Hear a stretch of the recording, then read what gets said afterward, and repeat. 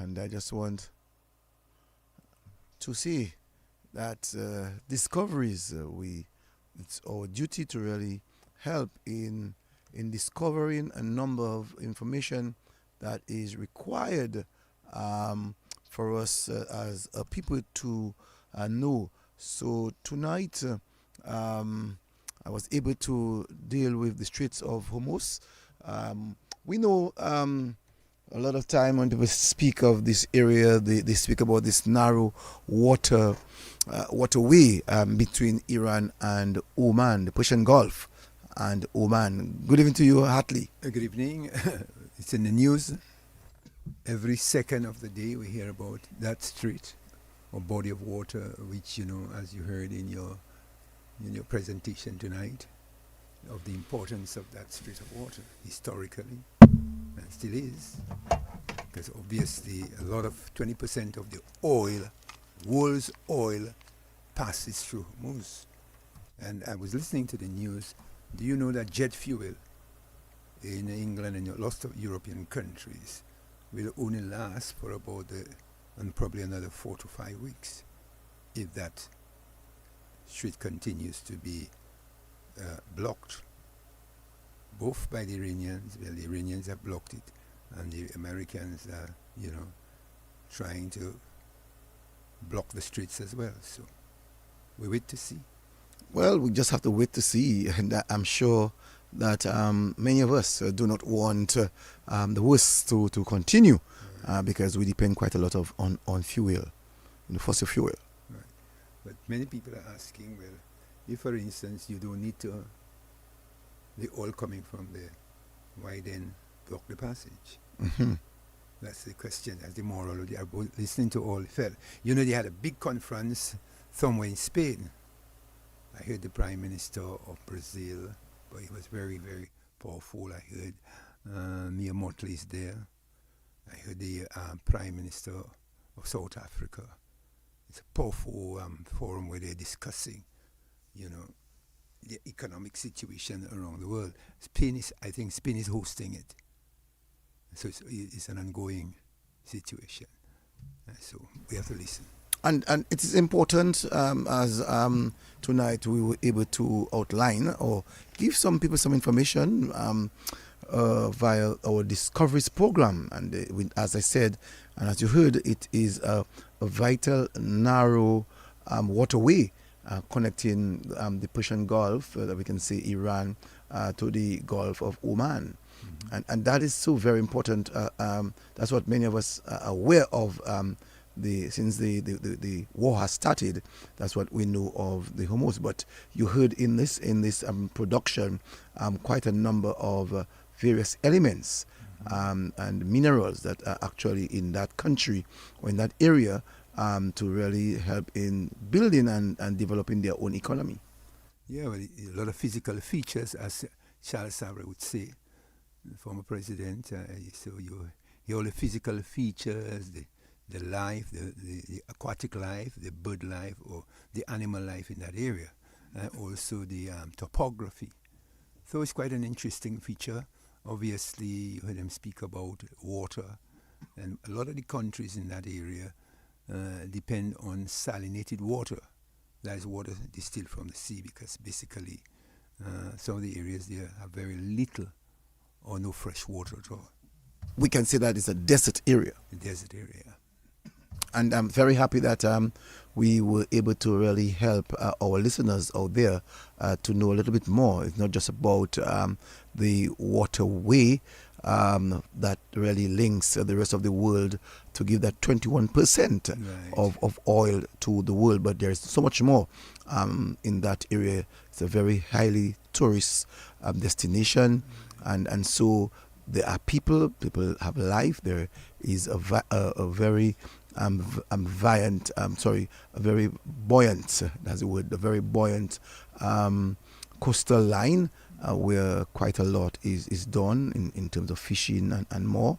There is a very high tourist attraction, and so the 104 miles long, which it actually stretches from one area to the other, 105, 104 miles long, with from about 60 miles in terms of its width. So it's a country that has about 150,000 people, and so let us not just only think that it's they're really supplying ships, or not supplying, but allowing ships to pass through its channel, through its straits to deliver fuel to the rest of the world.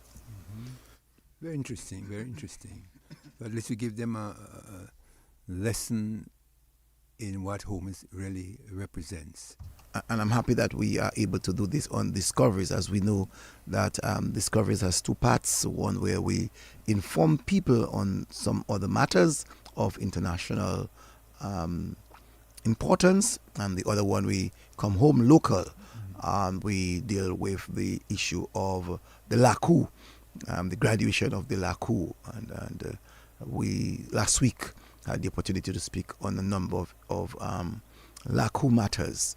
But before we do that, though, Adams, it would be good that tonight, for some time, for a few minutes, that we can focus our mind on a young man who, at a very young age, found himself involved in the political life, and that is Ian Pinard.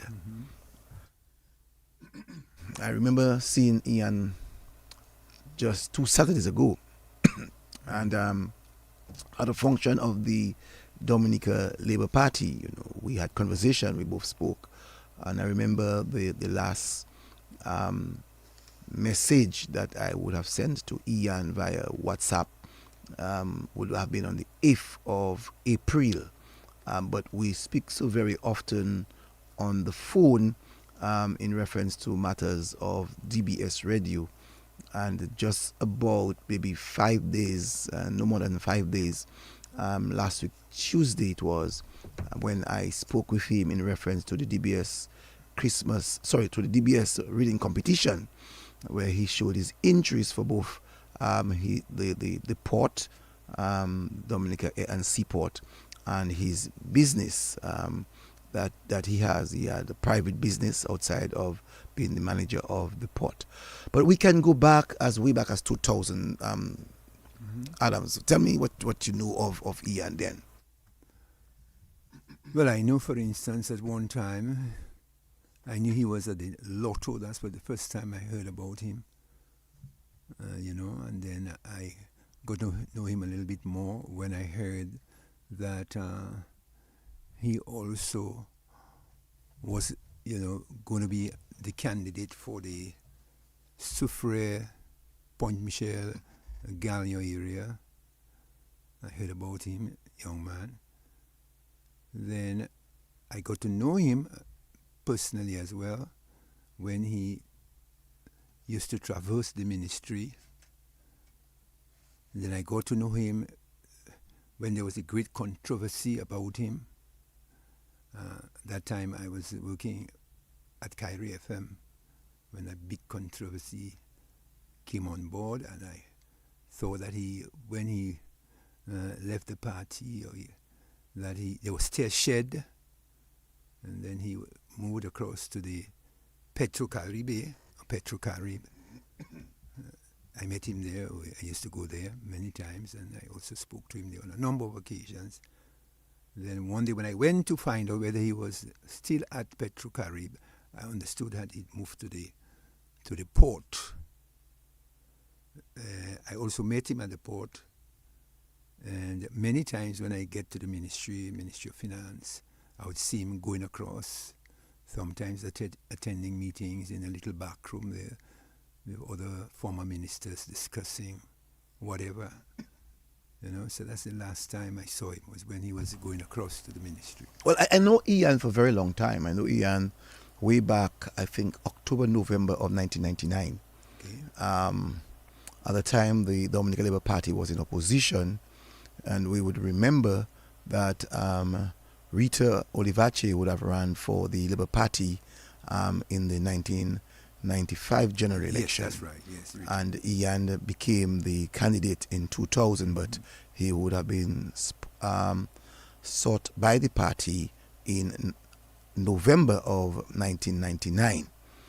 And he would have run the election of 2000. If memory serves me right, that election of 2000 would have been in January, the 40th of January, I think it was. You can help me with the date. I think he ran on. Yeah, the, you're right. You're right. Right. You're right. And when that happened, Ian Pinard represented the Labour Party for the Soufriere constituency for the very first time. We would have known that when he ran against Frederick Barron and also that of Denis Labassière. Mm-hmm. So Denis Labassière represented the United August Party, and Frederick Barron represented the Freedom Party. We know that the Freedom Party at that time was a very strong party in the Soufriere constituency, and nobody besides the Freedom Party ever won that seat. Mm-hmm. From way back then in 1957.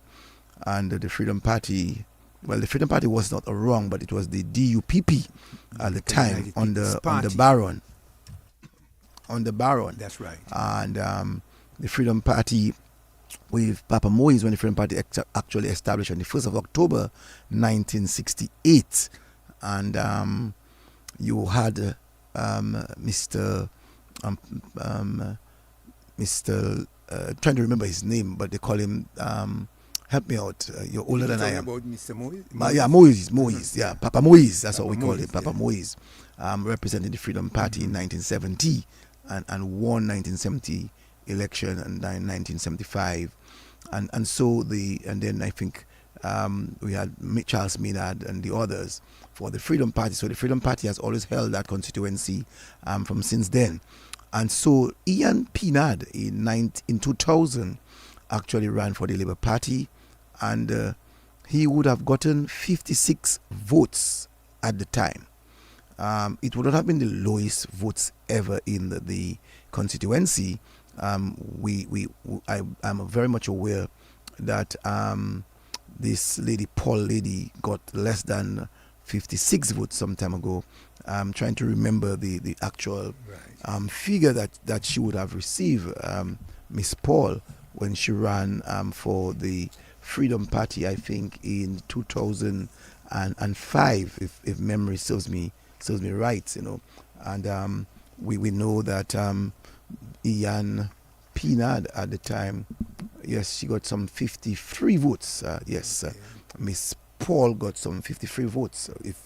And I think that's what she got. So Pinard would not have been the person who got the lowest votes. Miss in 1995 of Miss Olivache would have received, I think, something like 83 votes. So the lowest number ever was that was ever cast in the Soufriere constituency was 53, and that of Miss Paul of the Freedom Party.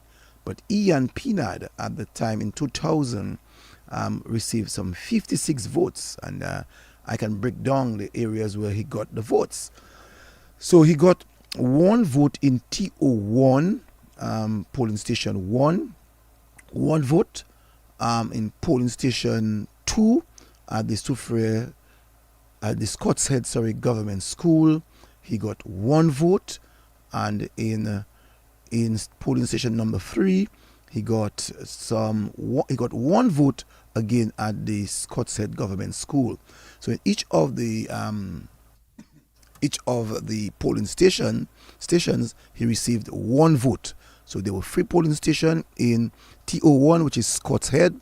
He received 3 votes, and then in TO2, which is the Soufriere area, polling station number 1, which was the house of Henry Williams, he received 2 votes there. And in Soufriere Catholic Hall, that's another polling station, he received 1 vote there. And in polling station number 3, in the Soufriere Catholic, in the Soufriere Church Hall, he received 2 votes or 1 vote, received 1 vote in that area. So he would have received 4 votes in the Soufriere Free Polling Station, in Point Michel, in TO3, in Lintoner Hotel.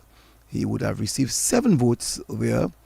Again, in the Lintoner Hotel, he would have received 12 votes in polling station number 2, 12, and also in polling district number 4, in polling station number 1, which was the St. Luke's School. He received some 14 votes there, and also in the St. Luke's School, he received some 8 votes in polling station number 2, and also in polling station number 3 in the St. Luke's School.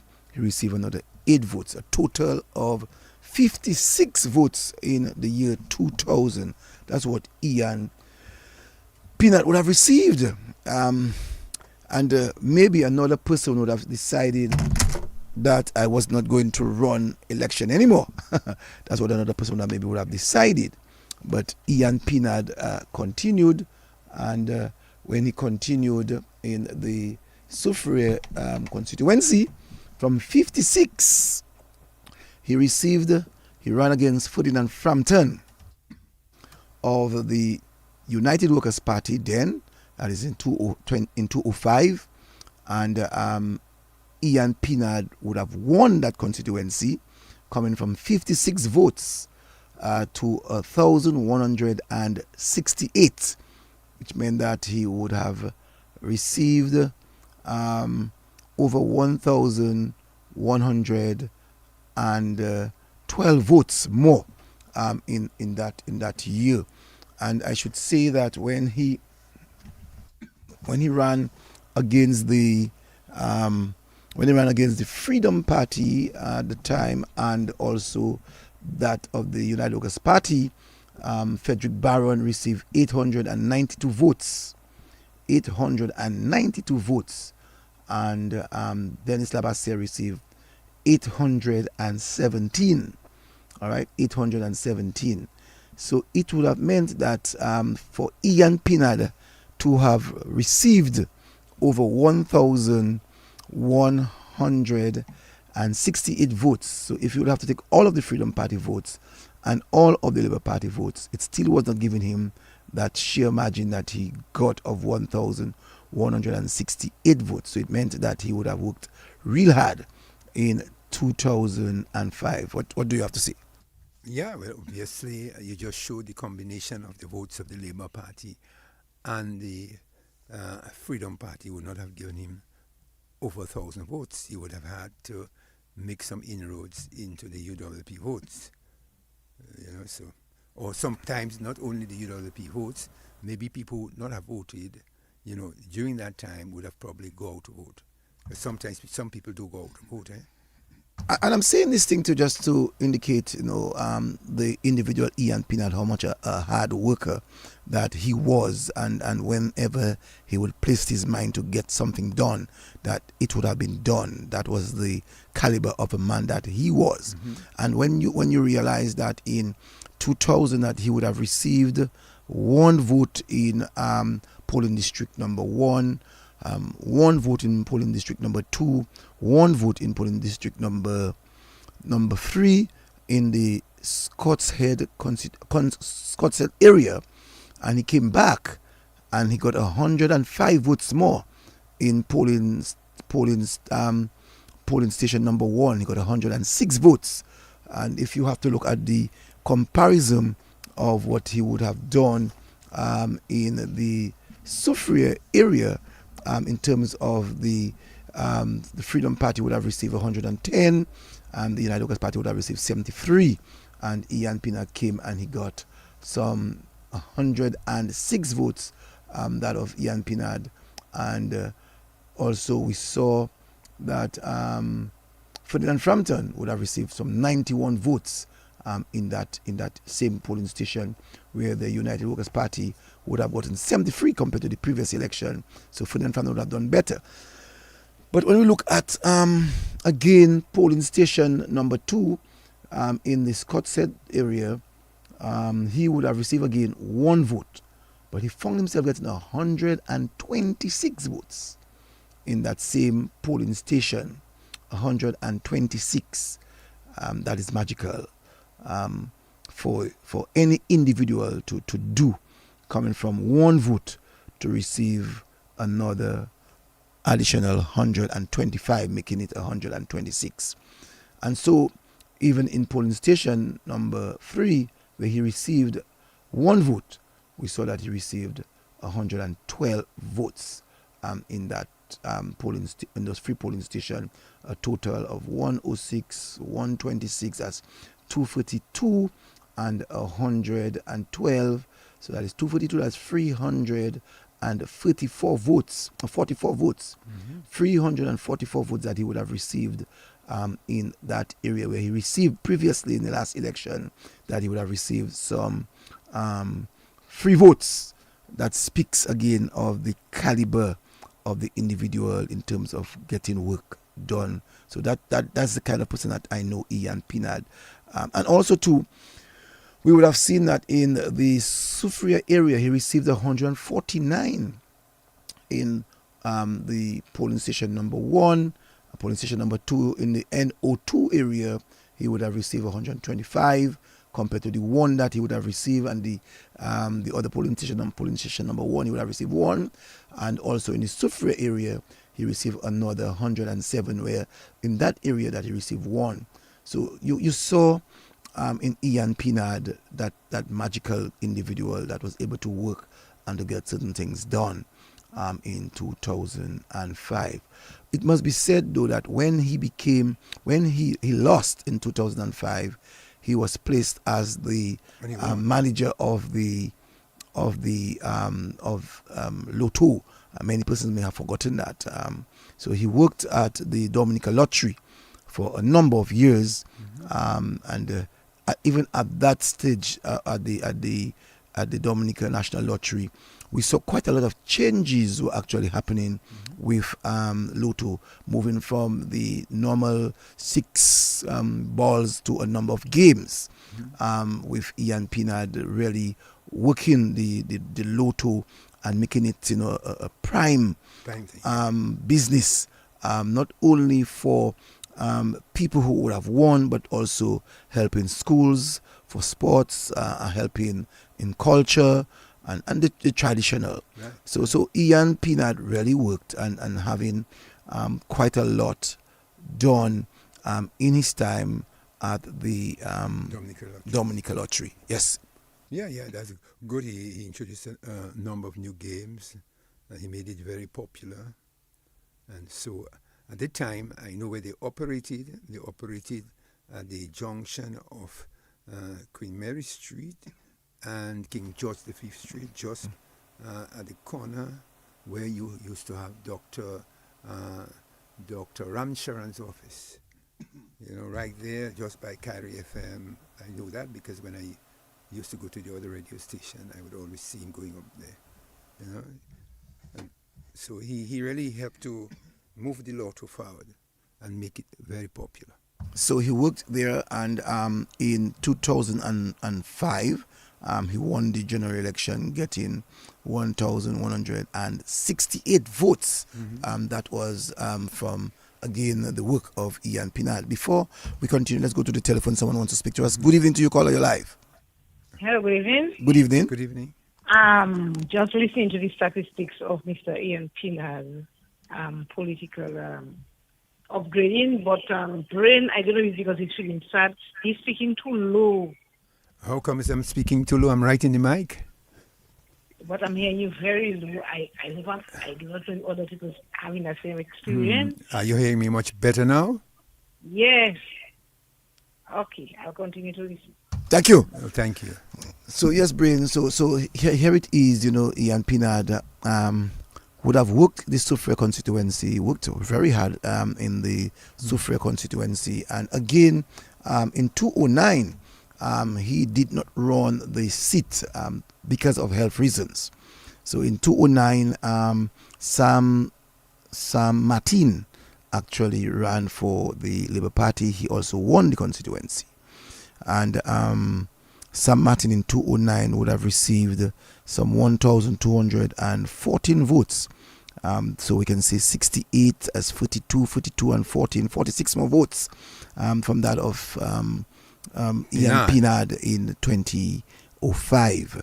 And we saw at that time for the United Workers' Party, Glenn Etienne ran, and he had the three lucky numbers, 777. And I remember I said that Miss Paul, Felix, I think that's her name, Miss Paul, got some 53 votes at that time in the year 2009. Mm-hmm. And so Ian Pinard did not run in the year 2009. And I think at that time he again was still at the Lotto. If memory is to he was still at the Lotto. If memory is to serve me right. And doing again a fantastic job at the Lotto, again promoting the Lotto in such a way that many other people got the understanding, the greater understanding, because we remember that the Lotto started way back under the Freedom Party with Mr. Newton from, I think, from Granby. From Granby, yes. Francis, yeah, from Granby. Yeah, from Granby. It came from Canada with that experience. Yeah, with that experience, yes. And actually headed that game. On, actually, as a matter of fact, the office was on Independence Street. That is where the as a matter of fact, I sat in the office of the DBS Radio. My sales and marketing manager actually sat in that same office where the manager then, Mr. Francis, would have sat. And I'm just talking about the building where the Lotto office was actually located at that time on Independence Street. And then we saw in 2014 that Ian Pinard again would have ran for the Labour Party. So as I said, for health reasons, he did not run the seat in 2009, but ran again in 2014. And again, he became victorious, getting 1,326 votes. An increased number from the previous candidate, the previous parliamentary representative of 1,200 and plus. So here it is. Ian came and got 1,326 votes. Let's take a telephone call. Someone wants to speak to us. Good evening to you. Caller, you're live. Hey, good night, Cecil, and good night, Brian. Good evening. Good evening. Yeah, the discussion is a good discussion, and I want to give my sympathy to the family of Mr. Pinard.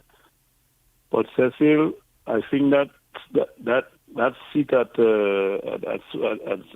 Soufriya seat, the Freedom Party controlled that seat because of Papa Moise. Because of the love for Papa Moise, the people love Papa Moise. That is why they were winning. You were winning that. Freedom was winning that seat, and they get so grounded because of that man. Papa Moise, remember Papa Moise?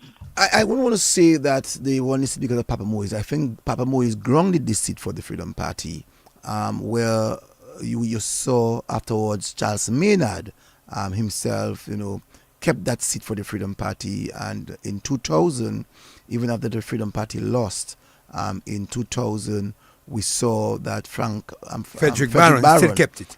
Kept that seat for the Freedom Party. So it was grounded by the then Papa Moise. But we saw that inclination of the Freedom Party holding that seat by virtue of... Yeah, but what I'm trying to tell you is that it was all because of the Prime Minister Eugenia. The people had that faith in she was holding that seat. And you remember even when they took Maynard from Mao and shift him to Soufriya, he still won the seat. Right. He still won there. Yeah. But it wasn't because of Maynard. It wasn't because of him. It was because of Eugenia. That's why he made that they shift and Maynard won. That's But why I tell you, I could have a different. Moise held that seat because of Moise. People are so afraid. Held that seat, and I'm still telling you, even when Pinard lost the seat, the first time he ran, he lost the seat. Blah blah blah. But I'm trying to tell you, all that thing developed. That the love for the people. After a while, they get the love for the people, and why he was holding that seat. It was all because of the prime minister too, you know. Those girls scared, you know, because of the love that they had for him. After a while, that the Labour Party kept on holding to that seat, you know, because that was very scary, you know. Let me tell you something. I understand what's going on. When you see certain things going on, you see the Prime Minister. You see, caller. I tonight program is about talking about Ian Pinard, and I do not want us to move the focus outside of Ian Pinard. I just want us to still remain on the subject of Ian Pinard, not who won and how they won and who caused them to win. That's not the issue tonight. You're giving the statistics about Soufriere and what's going on there. So I just showing you. I give the how it went down. No, I gave the statistics to show that Ian Pinard was a person who worked very hard to maintain the seat of the for the Labour Party. It's the work of what Ian Pinard did. So I'm focusing on Ian Pinard and not necessarily. Let's leave that side, but I'm trying to tell you, Ian Pinard was very influential. Everywhere he passed, he was at the Lotto, he did well. He was at Petrocard, he did well. He went down. There was somewhere else. The port. Mm-hmm. You understand? He did well, and people loved him. So he had that influence and that kindness and that meekness towards people, and people were drawn to him. That's what I'm telling you. So everywhere he represented, he did well. And even up to this time before his death, he was doing well. He was changing things on the port, and things was going well. So I want to tell the man blazed the trail, and my brother, we haven't got to forget him. And I always tell people, when you see people blaze the trail, hey, look, they don't blaze the trail by themselves. Remember, as a people, as a party, I'm telling us as a party, as a Labour Party people, this man has free children. Free. So I don't want us to forget what he left behind. So in other words, now we have to look out for the children, for their education, for their this, we have to look out for them. Thank you very much. Thank you very much, caller. Yes, so as we were saying that, Ian Pinard blazed his trail, and I can also say that in 2014 he ran the seat again, and as I indicated that he won the seat, he ran against Adams. Higgs got some 822 votes for the United Workers' Party, and Ian Pinard got some 1,300 votes. Yes. Well, yes, he kept maintaining at least over 1,000 votes and keeping the seat entrenched. So his activities within the constituency did assist. And so, one has to remember him as a person who, people don't only just vote for you because of the party. You get your own personal votes too, depending on how well you perform. And I think he did very well. And Ian Pinard, he actually became the Minister for Communication and Works. That's right. If we remember, let's go back to the telephone quickly before we start on that. Good evening to you, caller. Hello, good evening. I'm Cecil. Good evening. I'm Mr. Adams. Good evening. Good evening, Kakam. Yes, man. I will never forget this man, Ian Pinard. I was very saddened when I heard about his death. And so life is, we have one life to live, and we have to live and go. But I could remember as a Labourite when Ian Pinard name was on the ballot to run for Labour Party. And that time there, I could tell you, Ian Pinard, he quiet. I would tell somebody. It was hard on him. And I could remember when he ran in 2000, he get how many votes? 70-something votes? Or 71 or 56 votes. 56. And it was very interesting to see that when Ian ran in 2005, Mr. Ian swept the poll for Labour Party. And the one thing I know, he was loved by the people. Because Ian was a very nice person to everybody. Ian would put his foot down and see that he do whatsoever he had to do for you. And that is why in the constituency, I passed to the earlier study, the people that are Labourite, UWP and Freedomite, they were very saddened by the death of Ian Pinard. All I would say, may the grace of the Lord bless him and his soul rest in peace. Thank you. Amen. Thank you. Thank you.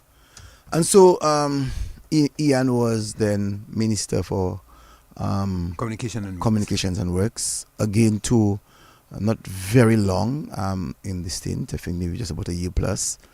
And his name was embroiled in some allegation. To this present day, we have never heard of what further went on. But his name was embroiled. And I remembered in the Soufriere area when Ian addressed the people there and stated that he was going to step down and resign as the parliamentary representative, I saw people in tears. It indicated to me that this man was truly loved, but he felt as a man that he did not want his people and his representation to be embroiled in anything that would affect his representation of the people. And he stood tall.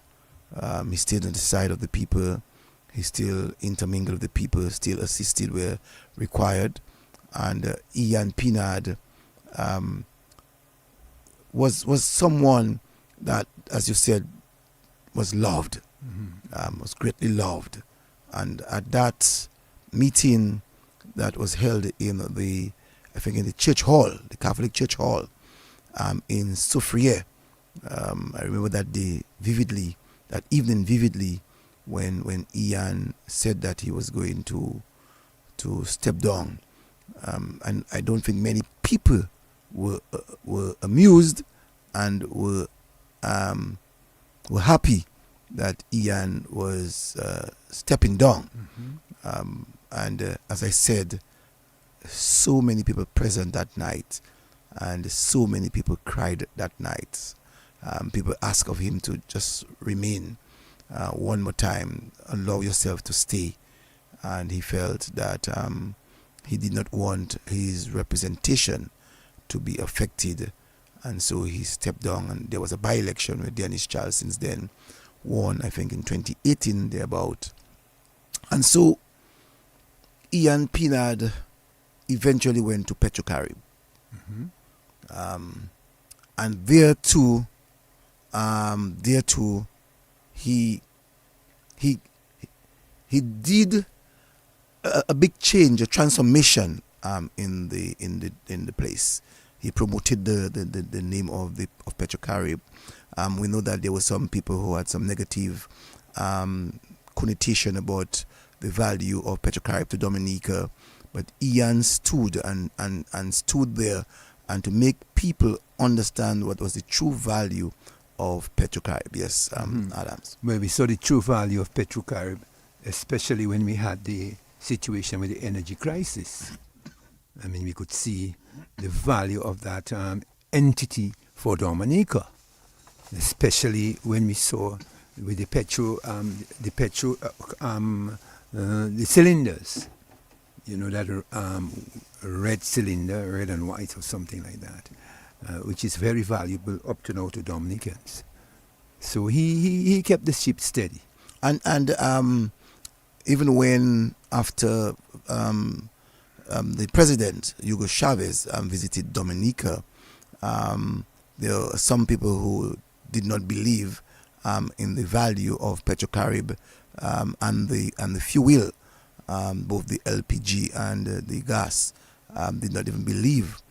When Ian came in, he actually did quite a lot of promotion of the gas. One of the things that he did under his leadership was to ensure centenarians received fuel, LPGs, yeah. The 20-pound LPGs, and he did that, and also too, If you go to the Soufriere area, on the Scott's Head area, Yeah. you'll see up to this present time By the bayside, by the yeah. bayside, you will see a pump station. Yeah, for fishermen. Is placed there for fishermen. That was through the effort of Ian Pinard and that of central government. Mm-hmm. But it spoke volumes of the kind of individual, the sympathy that Ian had for people, the love that he had for people, the compassion that he had for people, you know. And so he stayed focused within the life of the people in the Point Michel, Soufriere, Galion, and Scott's Head area. And when he passed, it was not a very nice day on Friday. We saw, I think it was last year November, he went across to the port to manage the port. And from all records, as a matter of fact, I should say that on Thursday morning, I gave a guy from Point Michel, a ride from Tong to his workplace on the port. And he was able to say to me, you know, some of the most telling things about Ian.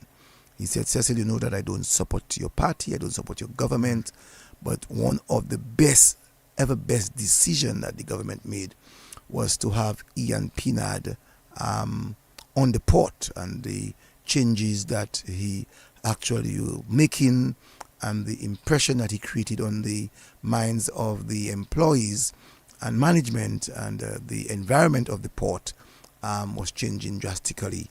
And it spoke of who the man Ian is in terms of people relationship, people holding people's hand and bringing them up. And so Ian will not be forgotten for the kind of work that he was able to do. He was a gentle of a man, but also a giant of a man. Right. Well, I know both men. I know Mr. Benoit Badwell, who used to be there on the port as the manager, my very good friend. And I also knew when he was leaving, and they were thinking of another chief executive officer, and his name came up. And I had many discussions, especially when I take my walk with many of the port workers and many of the people who work with him, and they found he was very gentle. He was a man you could communicate with, you know. They found he was a little bit more modifying, you know, in his management style. And so they were able to warm up to him as well. And, you know, he was just getting into the groove, you know, and so, well, he's a debt, and so he left. But he made some transformation in terms, I must say, in terms of his human relations with the people that he worked with. I can call you? Yeah, so I can say that he's human. What I would call well, in management we have two theories. The X theory of management, which is scientific management, man must just work and produce. But Ian brought out the Y kind of management, which is human relations theory, where everybody on the port is important to him. So that Y management theory of his was really, really very prominent. And that is important to note, you know. I'm going to call someone in a minute, someone who raised with Ian, who would be able to tell us so much more of Ian Pinard. So I'm just going to make that call so you can continue speaking. Yes. So basically, I would call him a gentle giant because he was not a small man. He was a very huge man. You know, and he always had that smile whenever I saw him going across to the financial center from which I would call the old building where the ministry used to be. Well, still some of it is still there, and going to the financial center. He would always greet the people when he, you know, moved across. You know, so he was a gentle giant, focused on his work. So, you know, it was a bit surprise for me when I heard that he had passed. But as you know, that's the death. But his legacy, one of the important things that you must remember in life is to always leave behind, what is your legacy? Well, his legacy for me was being able to work with people and being able to get people to work with him. And I would call him the gentle giant because he was not a small man. And as I said, I was going to get someone who raised together with Ian and lived with Ian. I have on the line Caris Alexander. Good evening to you, Caris. So good evening, Cecil. And I know that it's not the easiest of time for you, but I still felt that it was important to give you a call so that you could tell us something about the man Ian Pinard. How can I say, Cecil? I've known Ian my whole life, basically. We grew up in the same area called Breeder, Michelle. We were neighbors. His mother was like my mother. He was like my bigger brother. You know, and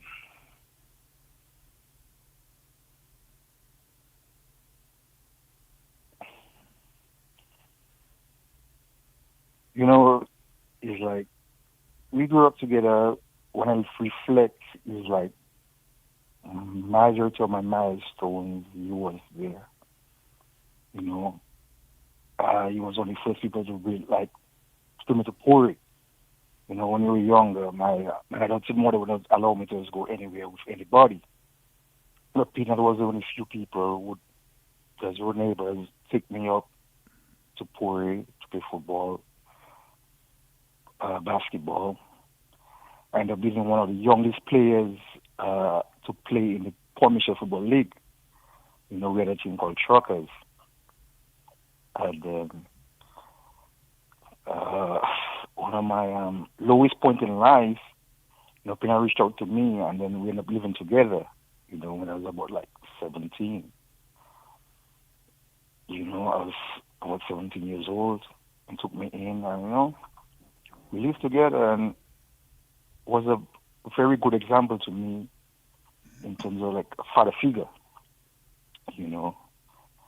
And even when he was new to the politics, we would sit for hours at home and speak about politics and how to maneuver politics. And he genuinely cared about the constituency, you know. And,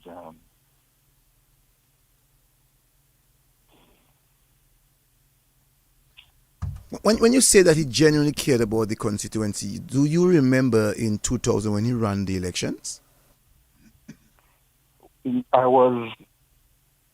think I was like I was still in high school, so I couldn't really participate, you know, so I was just on the sidelines, you know, observing.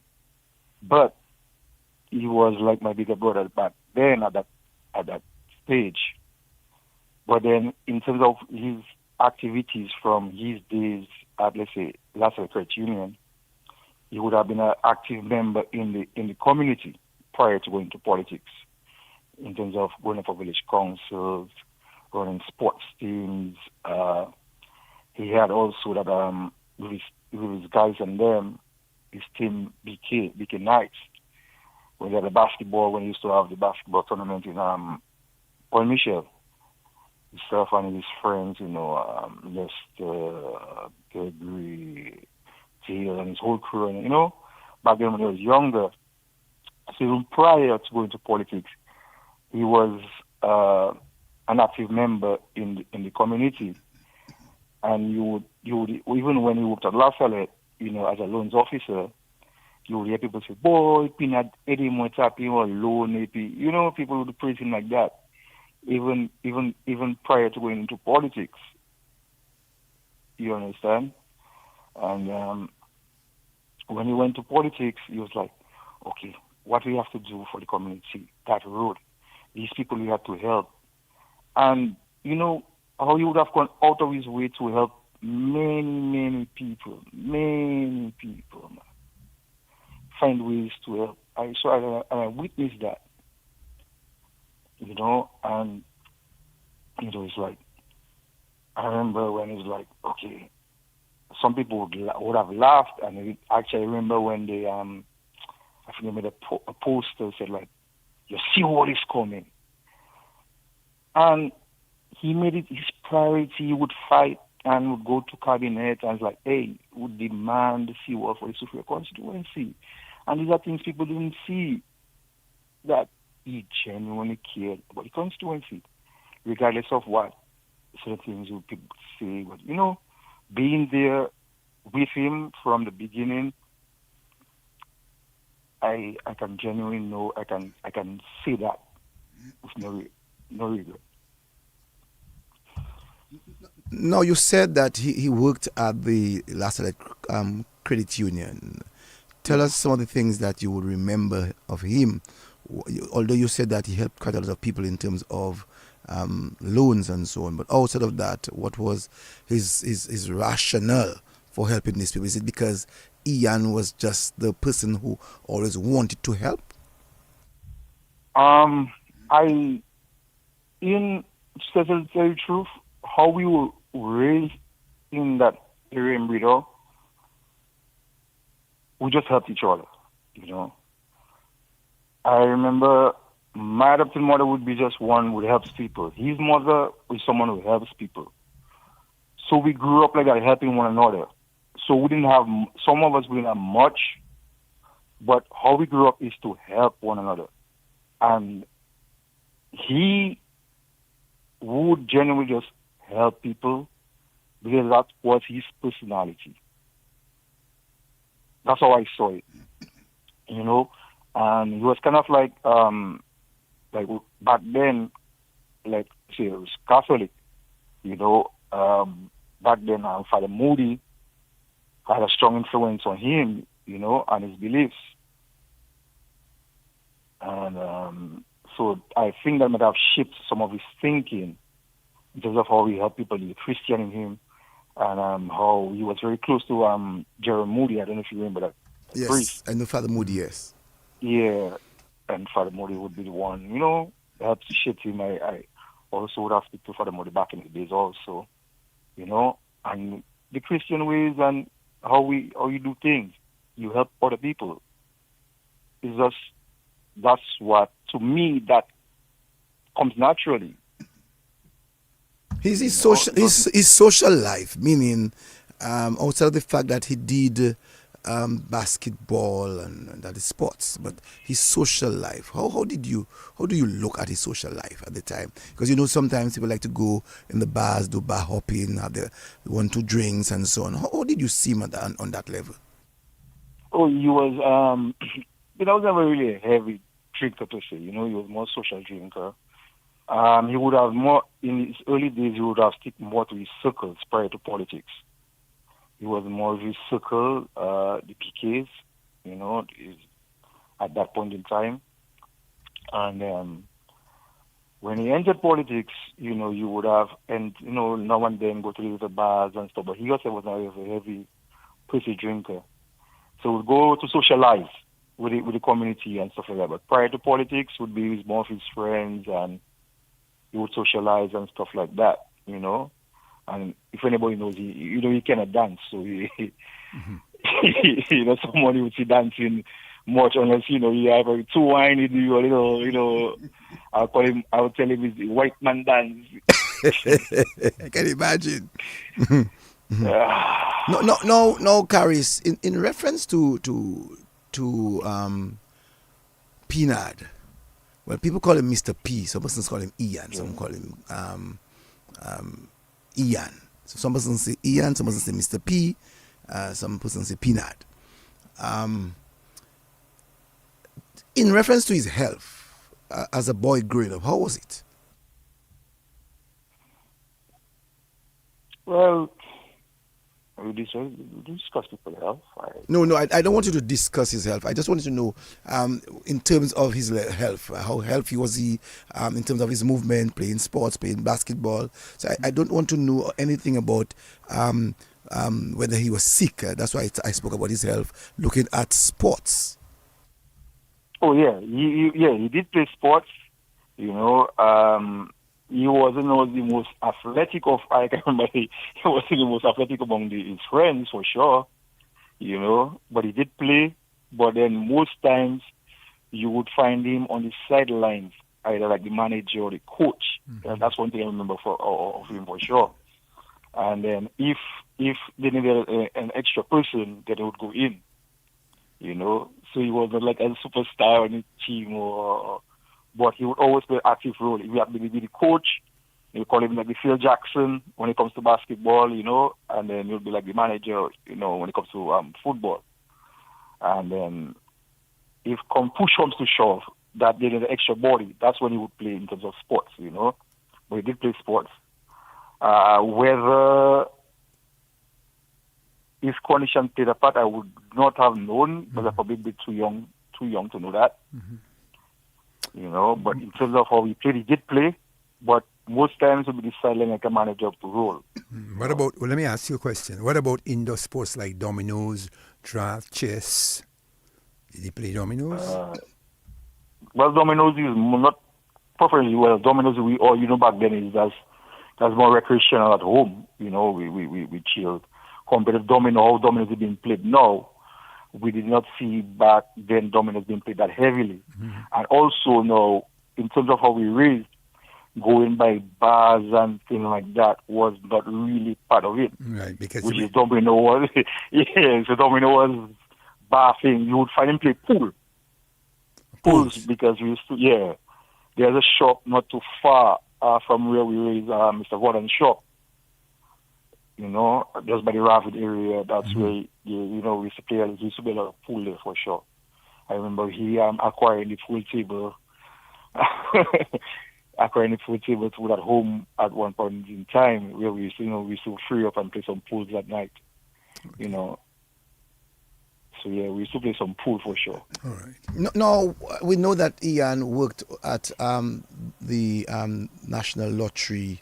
What do you remember? What do you make of his leadership at that place? Yeah, so when he worked at Lotto, that's when we moved in. I think he started at 2000, 2001, around that time. He became the manager of Lotto, and that's when we came, And then most of all his staff loved him, they were like basically family. Some of them are still there today, and Ken, Jeffrey, I remember Alexander, Kazimi. I still remember them by name because when I would go to the office, they would embrace me like family, And I even remember when I had an accident once when I was in college, and I couldn't walk. I was on crutches.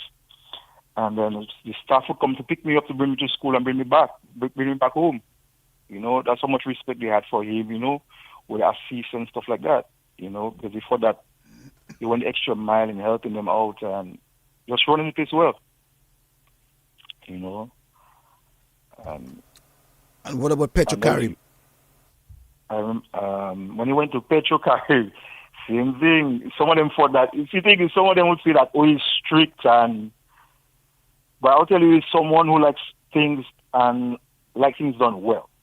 And I think I'll give it that thing. He's like, hey, we have that to do, let's do it. So there's time for playing, there's time for fun, but when it came to work, he was very serious.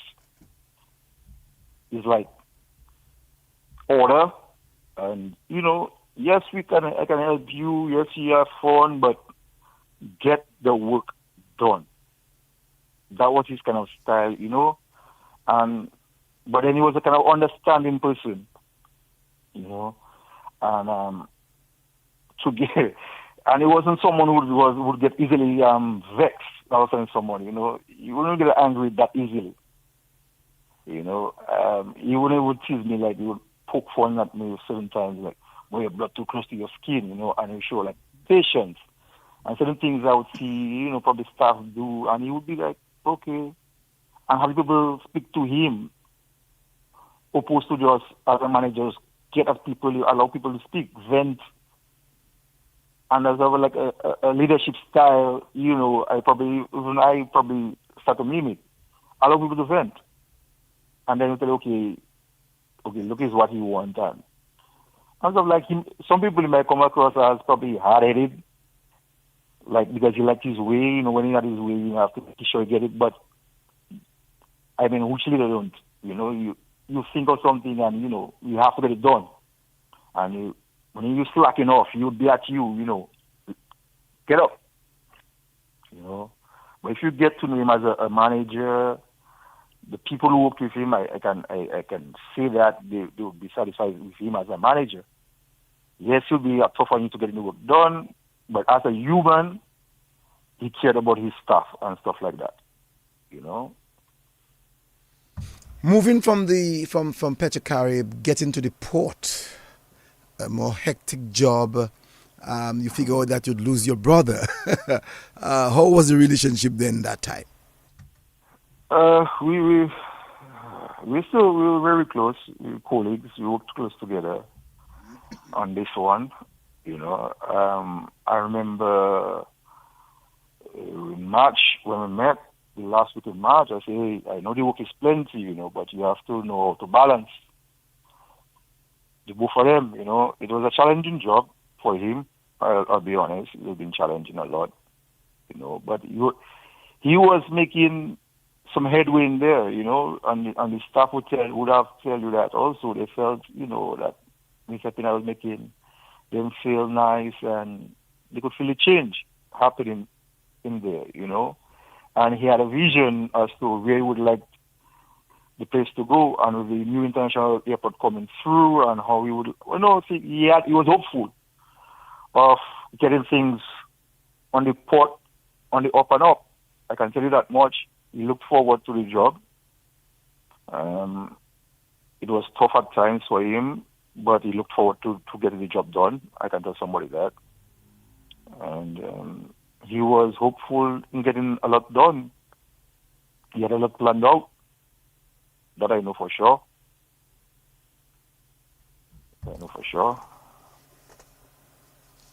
No, you're talking like you said you know for sure. Why would you make mention of that? You know for sure that there are some things that he was hopeful about. Is it of constant conversation that you both would have had? Well, yeah, we in constant contact and stuff like that. You know, we still speak. We may not see each other as often as before because we don't live together. And I try to get my own path in life. But, you know, we're in constant contact and, you know, with the meetings and stuff like that. And your last communication... So we had a good relationship, so we do speak. When was your last communication with Ian? Last week. Last week? Not too long ago. Last week. I think. Yeah, last week. And what was it, nature? If it's private, it's private, but what was it, nature? Jovial? Yeah, well, it was more business, and then, you know, the usual banter, you know, we just joke around now and then, you know. So, you know, it was more business, and then, you know, he was giving me a little job here and there, you know. So it's not nothing, it's not nothing personal. No.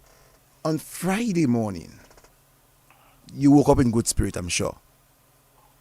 Not really. Not really. So when you got up from your bed at the time, were you informed already that he? No, I woke up not feeling too 100, to be honest. Just actually prior, you know, I had a night I was dreaming, you know, and like I was living with him again, you know. It was like we were having conversations like with that. That's weird, you know. I thought of 25 years ago, 2001 Easter, 25 years ago, when we first started living together again. You know, all these things came up to my mind. I was like, that's weird. That's before you got the news. Yeah. That was the night. Thursday night was the morning. Okay. And then when I woke up, it's like, you'd be like, clean your room and clean your bathroom, and so I woke up like 5:30 in the morning and started cleaning. So you're saying to me that on Thursday evening, you thought of Ian, and you're hearing what Ian used to tell you when you were living together. Go and clean the room, go and clean the bathroom. Yeah. That's Thursday. So no, that's Friday morning. That's Friday morning. Yeah. And you I woke up Friday morning to clean. What time was that?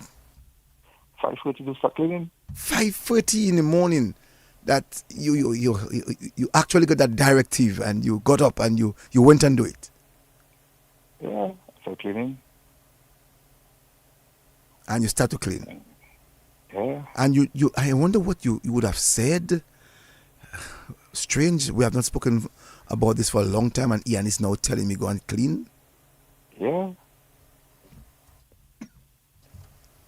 And in the process you clean. You in the process you cleaned, and you maybe was preparing yourself to go and work, to get to the bathroom and. Tell me what about that call. So then I got a call. Someone tell me, well, they got a call. They reached out to me trying to figure out if it's true. He was going to tell the person, right now, it's true. Not knowing the truth. Not knowing yet. Huh? Not knowing yet. Nope. You just answered. Yeah, it's true. I can refer to the phone call right now, but it's true. That is strange. That you answered, it's true. From that first call, you then get a second call. Huh? You then receive a second call, or you call someone. Which one? Well, I called him. Okay. I called his girlfriend. Then I called his sister. When I say I got no one, I was like, okay, nobody's answering me.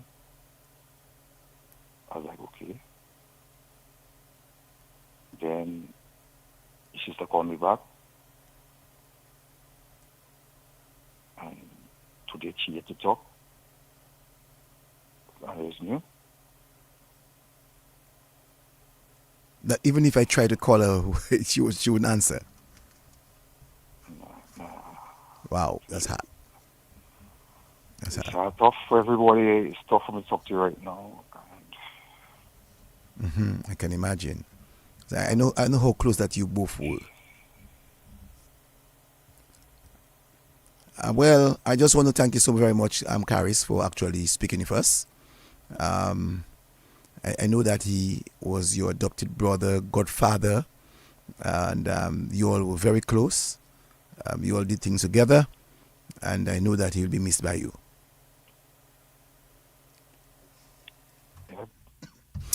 Thanks, man, Caris. Thanks. Thank you. Yeah. All right. Yeah, Thanks. Yeah. All right. Yeah. Well, you can feel the pain in the voice of Caris. They were very good buddies. Actually, Ian was his godfather. They were like, adopted brother, because Ian's mom adopted him. So they were brothers. Very close. Very close. You can hear it in his voice. And the last part, speaking of the fact that Thursday evening into Friday, that Ian would have spoken to him. Well, not literally spoke to him, but would have spoken to him and would say to him, go clean the bathroom. Right. And he got up 5:30 in the morning, 5:30 in the morning. Started doing it. Started doing that job. And then he got the... Because that's what Ian would have wanted him to do. Clean the bathroom. Yeah. You know. And he obeyed. Very interesting. That is very interesting. Very interesting. And got that call, and the only response he could have given is, that's true. Not even knowing the truth yet. Right. Very interesting. Very, very interesting. You know, you sometimes get the funny intuition that, something is about to happen or has already happened. Very strange, but true. Very, very, very interesting. Yeah. If anyone wants to call, they can call 1-800-327, 1-800-327 or 448-3284, 448-3284, or you can call 305-432-9744, 305-432-9744. You can call these numbers and I can speak with you. Let's go back to the telephone. Good evening to you, caller. You're live. Hello, good evening. Good evening. Can you hear me clearly? Yes, very clearly. I just want to say something. Well, Mr. Ian Pinard and I, we had a very good relationship as friends and as a mentor in certain instances. And his death really took me by surprise. But Anyhow, I have always been monitoring the Sufria constituency. And somehow, I always felt that his legacy has been continuing that constituency through the years. And sometimes I would meet somebody and say, how is it treating you? How are things? And I always get something positive. And I always saw Ian through her management. So I wouldn't want the program to finish and don't say that, because it's really true. And up to now, as we can see, the Sufria constituency, they do a lot of good things. They are moving on. And she herself as a minister. So somehow I believe that Mr. Ian Pinard really gave her some good tutoring. And she herself, I believe she has been a good listener. That's what I have to say. Thank you. All right. I wish that his sister could have called. I don't have the number, so I cannot call her. So if anyone is hearing this program, and you can ask the sister to give me a call on DBS, and we can speak. And she too, she had a very good relationship with her brother. They were really tight brothers. Let's go back to the telephone. Good evening to you, caller. You're live. Good evening. Hello. Good evening, you're live, caller. Good evening. Good evening. Good evening. Good evening. Mm-hmm. Yes, I'd like to send out sympathy to Mr. Ian Pinard. Go ahead. I was listening to I have not listened to the hang on Kyrie for a long time. But you're tuned to DBS. You're tuned to DBS radio. Just want to tell you that. Yes, I know. But I'm just saying. I've not listened to the hang in a long time. So on Friday I decided to just go and listen to the hang, and then that's why I hear that Mr. Ian Pinard have died on the hang. So I like to just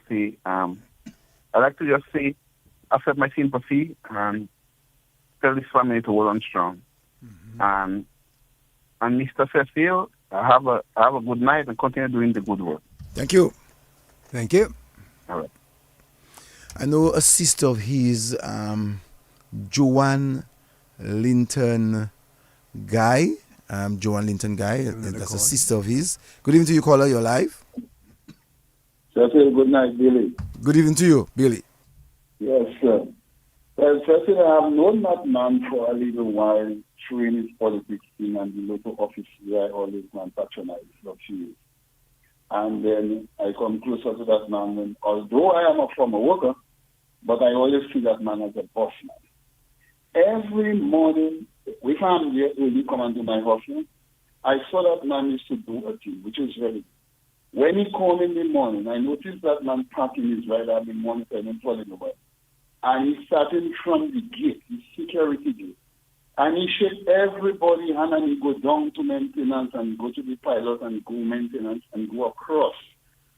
And he go to number 5 and come back to number 4 and he go to number 3 and every single person, whether you are a worker or not, customers, etc., he see and greet and have a little chat. And he always say, any problem you have, anything you want to do, feel free to come and check in. His office is open to everybody. I watched that man and we monitor him a couple of times.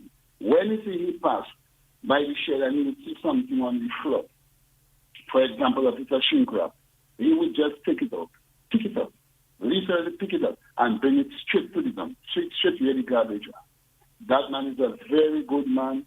And Cecil, there was a brown dog that just passed under the fence a couple of times. Well, you see that when that man passing and he making his wrong, then he's a man walking very fast.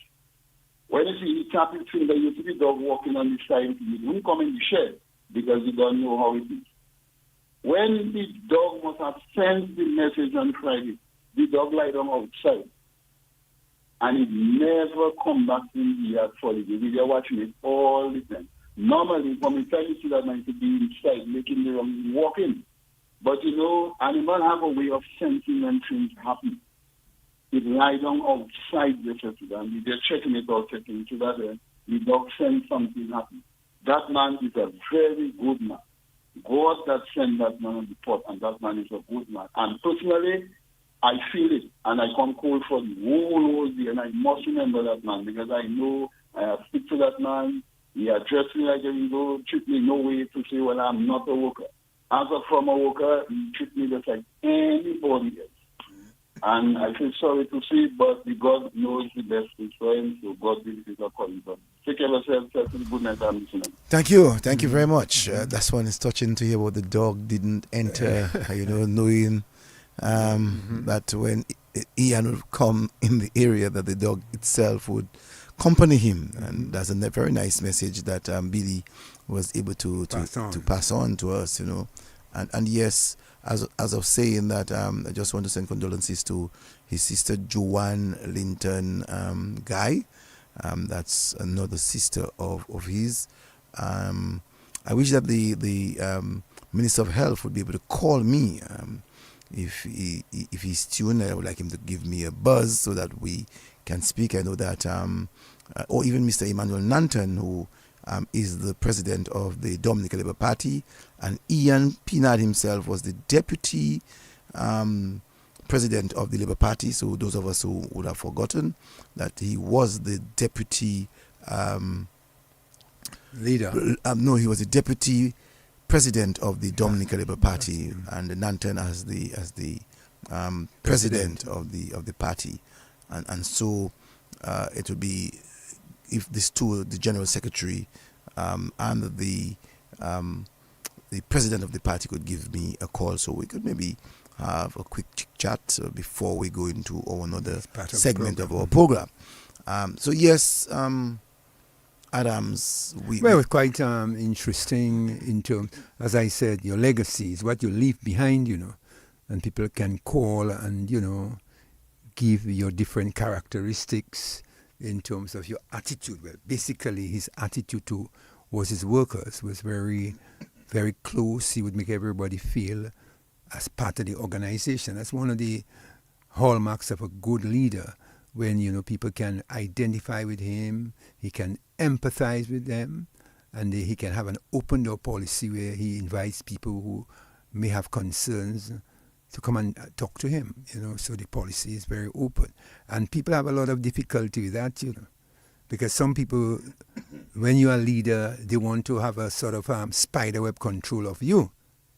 And they don't want you to be an open leader where you can meet with everybody of every strata of the work. And you should be able to keep an open door policy. And leadership is open because the leader has to work with the people and the people have to work with the leader. So from what I'm hearing and from what I've been observing of Pinard over the years, he was the type of person who, as I said before, was a human relations manager.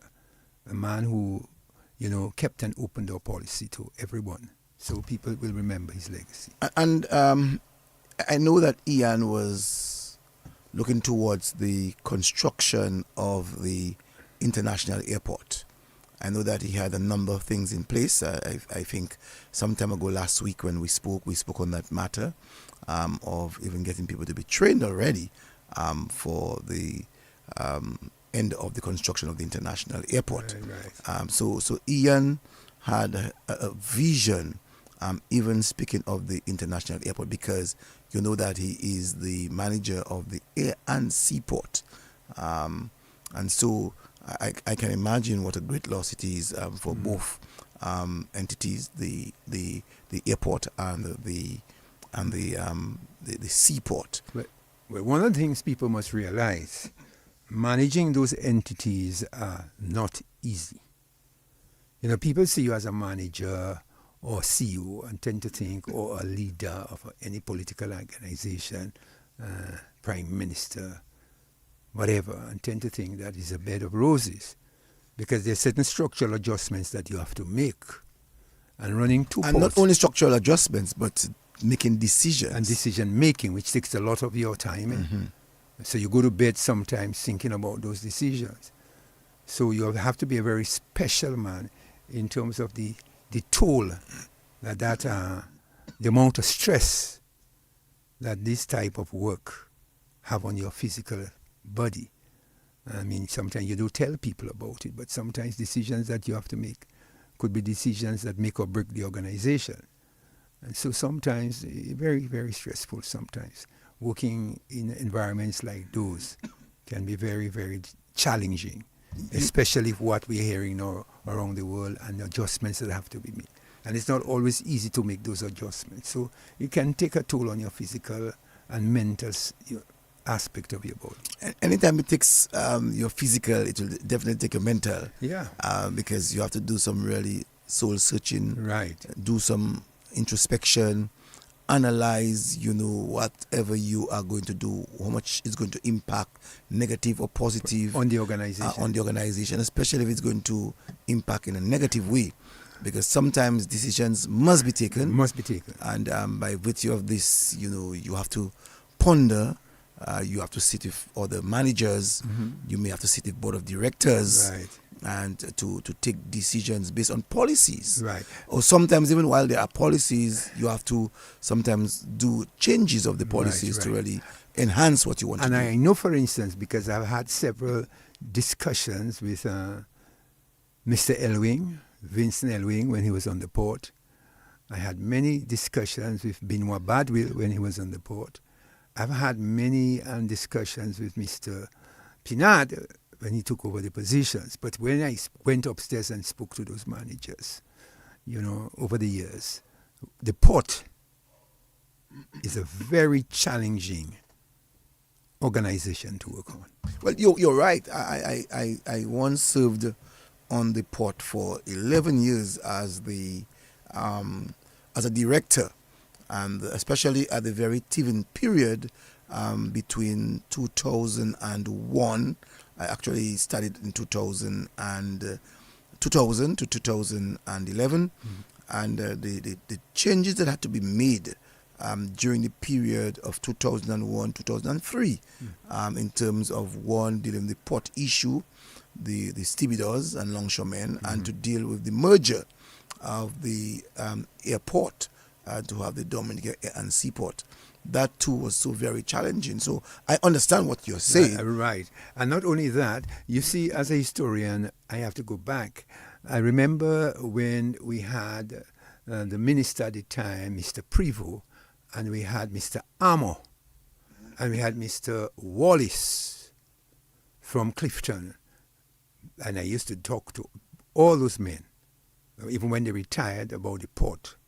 And I know that the port is a very challenging institution to work on, especially when I also spoke to Don Corriott about the port as well, where he was on the airport.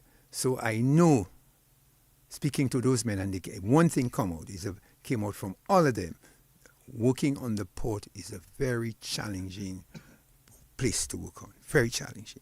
And I want to agree with you, and having, especially if you have over 200 men to really deal with different upbringings, different concept of how things should be done. It's not the easiest of places to really engage tough individuals, for reasons, because the job itself is a tough job. It doesn't matter whether you're longshore, whether you are stevedores, whether you are on the airport having to work on the tarmac, whether you have to do security. Doesn't matter, whatever it is. In terms of port, it is the entry and exit of any country, and that too, you have to always ensure that in terms of national security, that it is on top. I was just coming to that, because very often you've had the port where a lot of activities, some of them illegal activities, and you have to be able to monitor, and you have to be able to take decisions, and many times things can go wrong, and blame can come on you, and that could cause a lot of stress, so it's a very, very, very challenging, because you have drugs sometimes can come in, you have illegal weapons coming in, on the port, so it can be, you have illegal people coming on the port in terms of, stowaways may want to come in, so it's a very challenging. And that's why even on the port, shifting of policies have to be done so very often, especially on the issue of security, because as I said, your port is actually responsible for the entry and exit of your country, and based on your efficiency, it can actually erode the success of any country if your port entry or your port exit is not the best. It's not the best, right? So I remember even one of those good days. I know, for instance, when I went to see the former CEO, that they had drones. They can fly drones from the port. I don't know whether they use it, but I've seen the drone where they can fly a drone from one section of the port out at sea and look. I know they have cameras where they can look at you from all angles, whether you're outside. I know there are a lot of port cameras. I've seen them before in terms of the monitoring. So it's a very highly secured place. And also it's also a risky place to work on. Oh yes, it's a very risky place, especially when you have to deal with fantasies and you have to deal with the issues of what you call this thing, forklifts, and you have to deal with heavy equipment and huge trucks. To deal with trailer trucks and container, because now containers are all coming on ships, and there's no longer where you have to deal with hatch where you take a crane and it's containerized. All ships are containerized, and it is not as easy in terms of ensuring that safety. Right. And the port the Dominica port needs to complement its workers for the kind of work that the men and women are actually ensuring is done. And on the port too, you not only have cargo moving across, you also have tourists. I know, for instance, in the one in Fonkole, that tourists, whilst it's a port where containers coming, sometimes that port is also used for bringing in mega ships. Yes. So even at that certain times, you can see that the port is very busy with tourists, and sometimes you can see the volume of traffic that's involved, especially when a mega ship is in dock in Fonkole. And that itself is a risk also, right. Because you may have a mega ship, and you have to ensure the safety of that mega ship, the safety of the passengers, the crew, and so people tend to look at you as manager as just so very easy. It's not as easy at all as some people think. Because sometimes you have a ship carrying 3,000 or 4,000 people. I remember seeing a ship. I say, wow. When I asked how many passengers was on that ship had almost 3,000 to 4,000 people on board. Yes, and that's important for us to note, and very important that even the life of Ian Pinard, the last stage of his life, be responsible for the port. It meant that he would have had to do all of those things. All of those. It would have been from a board policy where the board would maybe ensure that certain things are done, but he had to carry those policies. And many times people get upset with you, the individual, and not understanding what policies are about. Right. For instance, you'll be surprised when you're out there in the port that you can stay in the port in Roseau and see the Douglas Charles Airport. You can see what's happening there as well. So if you are responsible for the airport and the seaports, you would be able to monitor the port, the airport from your base. So that's a lot of work. And you can also monitor the port in Roseau from your office. All the technology is there. So, it can be very, very, very demanding. Very demanding. Very, very, very demanding. And so we're talking about the life of Ian Pinard and the demands that entails in ensuring that the port is a place of security, high level of security, in terms of bringing our goods and services. That too, the port has to ensure is done properly. High level of efficiency is carried out on the port, and so I know there was certain adjustments had to be made as well. And that I wouldn't talk about, because basically when you talk to many people, because you see, it's always a business to try to find out what's taking place, especially when the entities are not too far from where you live. So it's always important to discuss certain elements. The port is a very important. And I know, for instance, they are also moved for a mega port. I know there's discussions about a mega port somewhere down in the Canefield area by the airport. I know there are discussions because the port itself that we have now is becoming a bit too congested. If you notice that a lot of the containers, some of them even had to be moved across to the public works. During disaster, you notice that quite a number of containers even had to be placed on the Goodwill Savannah.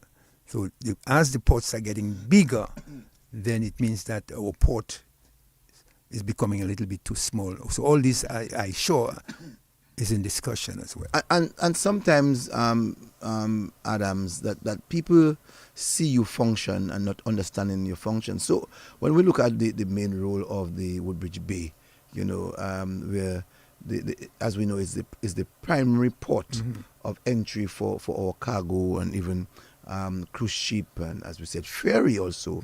Let's not forget that ferry and even yachting itself. So all that fell under the watch of Ian Pinard, the CEO. Handling of most of Dominica's import and export. And also the trafficking of containers. So that job can be a huge one when you look at the role of the port. Right, and the port depends on certain things. The port even works in the night. There are times when I hear ships offloading cargo in the night.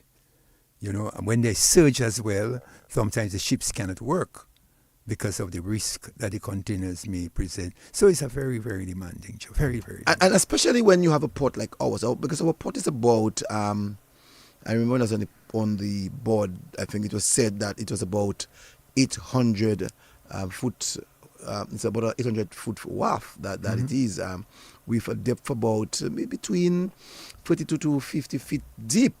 That's why we see quite a lot of large vessels are able to dock and load and unload of the goods. So really, when you look at the port, 800 feet long, and as I said, that is it's not a mega port, but it's a huge port. And I noticed that within the port itself, there's a high level of security, especially when you want to go to tailgate 1, tailgate 2, tailgate 3. Boy, fellas stopping you right at the entrance to that port. They're searching your vehicle. When you're coming out, they're checking you again. So it's really, really demanding. Really, really demanding. And you're right, when you talk about security, because the security unit and DASPER, they have to do some serious coordination. And that again falls under the manager and the policies of the port, with customs and immigration and even the Dominican Coast Guard. Yeah. So do not just look at the port as just a few things. Here it is. You just made mention of the port security and the border controls, and so the port manager himself plays an integral role in all of this, to coordinate with the customs and, as I said, immigration and the Dominican Coast Guard. Right. So I mean, his task, he enjoyed the job, but I know, for instance, it's a bit challenging. And so one has to say that I know he was in what we call in management transformational mode. I mean, he was learning it. He had just come on board, and he was learning it with the view of making transformation, because certain activities has to be streamlined on the port to make it more effective, or what I would say more efficient. So I know that was one of the discussions taking place in terms of how do we make the port more efficient and more effective in terms of delivering its mission. Because when I go to the office, I watch their mission and vision statement. There's a mission statement there and a vision statement on how they would like to transform the port into a more efficient and effective place to be able to produce quality, or to a level of quality in terms of its service to Dominicans. You know, a lot of times people see the port and they just see the containers. They just see a boat. But the port area really includes the main dock. And we saw it in the main dock. I think there are about 5 sheds on the main dock. You have the container storage area. Also too, you have the how would I say it? You have to have refrigeration container space. I think they have that there. Yes. If memory serves me right. As I said, we have about 5 sheds. 5 sheds. And there also the port. You heard central government talking about ongoing development on the bayfront. And we have to remember the ferry also falls under the port. Yeah, the ferry. So don't think that the ferry is just in isolation to Ian Pinard. So all that fell under his portfolio. You know what I'm saying?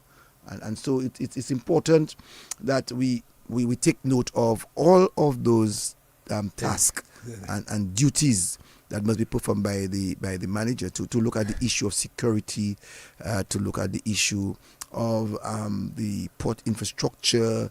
It is huge to look at the issue of the maritime and all security that deals with the issue of maritime, Coast Guard.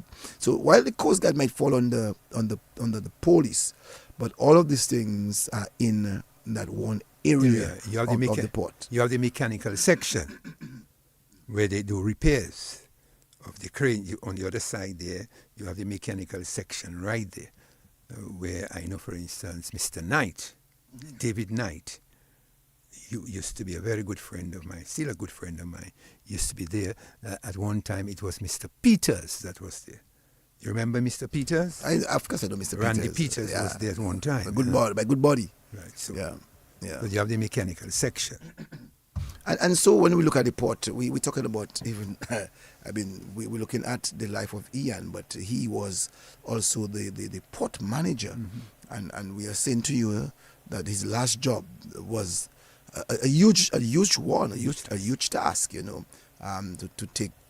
take control and to take charge of a number of issues. We're not even talking about the whole issue of economics and strategy in terms of ensuring that our ports are efficient enough to bring in all of those things that are able to make our economy buoyant, and dealing the issue of export, again to ensure that our economy remains buoyant.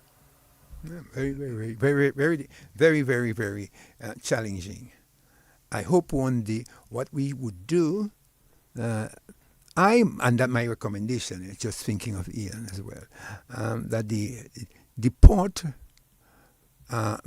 would have 2 managers.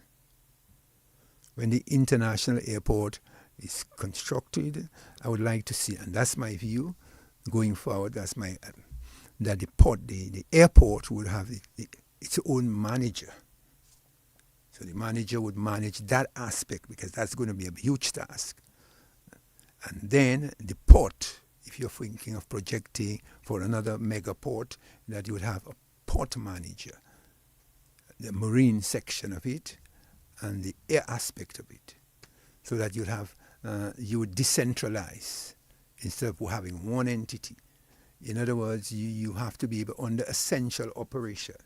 So the metrics of the organization would have independent managers being supervised by a senior manager. So you don't have all that, what I would call work overload. Each one of them acting independently, but being supervised by one central authority. But I should also say to you, as you're saying that the Douglas Charles Airport has its own main manager. So I just want you to know that. Ian is the overall CEO, but the port also has its own manager for the operation of the port. Yeah, well, okay. So you tell me that the airport will have its own manager, and the marine section would have its own manager under a main manager. Is that what you're telling me? So when I look at the apex of the organization, he would be the CEO, but other managers would be operating independently, and they would report to him. Well, as I said to you, well, the airport is publicly owned and run by the Dominica Air and Seaport. Okay. All right, that is a given fact. And but the airport itself, especially dealing with the issue of air traffic and passenger service, yes, they do have their own managers. Okay. So there's the manager for that area. So getting back to Ian, you could see his role was one very, very, very demanding, especially in the situations that we face with now. It was very demanding for him, and I know, for instance, in little discussions that I had with him as well, there was a thing in terms of really streamlining the port to make it more efficient and effective. Yes, and for sure, we have seen and felt the work of Ian, and I just felt tonight that we should take some time and to really speak of him. We know of him, we know about him, and many of us did business with him, and so here it is. He has passed on Friday. It's a great loss for our beautiful country. It's another loss for the people of the constituency of Soufriere, Scott, St. Gallier and Point Michel. I can tell you on Friday that many people did not believe that Ian had passed. The statements were made, but many people did not believe. Yes, Cecil. May his soul rest in peace. Mm-hmm. Someone just said, Teresa Fridges said, up till now, I can't make up myself yet. I really took it really hard. I'm saying Ian is not dead. Looking at his picture on Facebook, no, he's still there. Can you imagine? Yeah. And someone just living us like that. It says that life is a thin air. Mm-hmm. Life is thin. And that's why we have to respect each other. Life is thin, man. Whilst you have life, you have to make... there was a very interesting thing that you have to... whatever good that you can do whilst you're on earth, do it. Because you never know. Life is like a vapor. Whatever good you can do it good. And always leave behind your legacy so that people will always reflect upon your stewardship. Mm-hmm. And I think Ian did just that in terms of the different roles that he had to play, because obviously he played his role in his community, in the credit union, in sports. He played his role... The National Lottery. He played his role in the National Lottery. He played his role in politics. He played his role in the Petro-Carib. And also, as you heard the individual Caris Alexander made mention that he played his role in managing sports in his community of Point Michel. Yeah. He was a very ardent churchgoer, if you can see that, Catholic. Mm-hmm. Yes, and so he played an integral role in the short life that he had. He had his mission. His mission is accomplished. He completed his mission, and so he has left behind memories that we will all remember. Yes, Cecil. Ian, may your soul rest in peace. Yeah. And to your family, we just want to say, accept our condolences. Right. And just stay focused, stay strong, because God gives and He takes. And let's not question God. Let's not ask why. Right. Everything is everything's at its own time. All right. So we move from one to the other. Right. Well, Cecil, I want to move straight into something which I find very interesting, which I was reading in the news in terms of the church. Do you know that the Catholic Church is streamlining itself as well? What do you mean streamlining? The Catholic Church is an institution, yes, but it's not an institution that looks at expenses and decides to go to streamline. I want you to explain that to me. You don't know? No. And the Catholic Church is streamlining in itself, Cecil. So they're going to get rid of the Pope?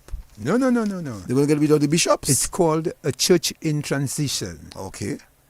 Bishop Forbes' clergy reshuffles signal a strategic shift for the Diocese of Roseau. When Bishop Kenrick Forbes announced a sweeping reassignment of clergy across the Diocese of Roseau, effective May 20, 2026. The move was framed in the language of pastoral renewal, but read against the background of demographic decline. So you're telling me guys are going to get married now? And evolving religious... You have not answered me yet? No, not yet. They're not getting married. Oh? No, it's not married. They're shuffling them around. An evolving religious landscape. The reshuffling carries the significance that extends well beyond routine elastic housekeeping. So you're telling me that Father Karen will go to La Plaine? But I don't know. I know one already has been shifted from Vikas. That's a while. Well, I know one, and I know one is being shifted from another area. So you're telling me that Father in Portsmouth, oh my God, my good friend from my community. Let me just give it to you. Hold on. Yeah, go ahead, give it to me.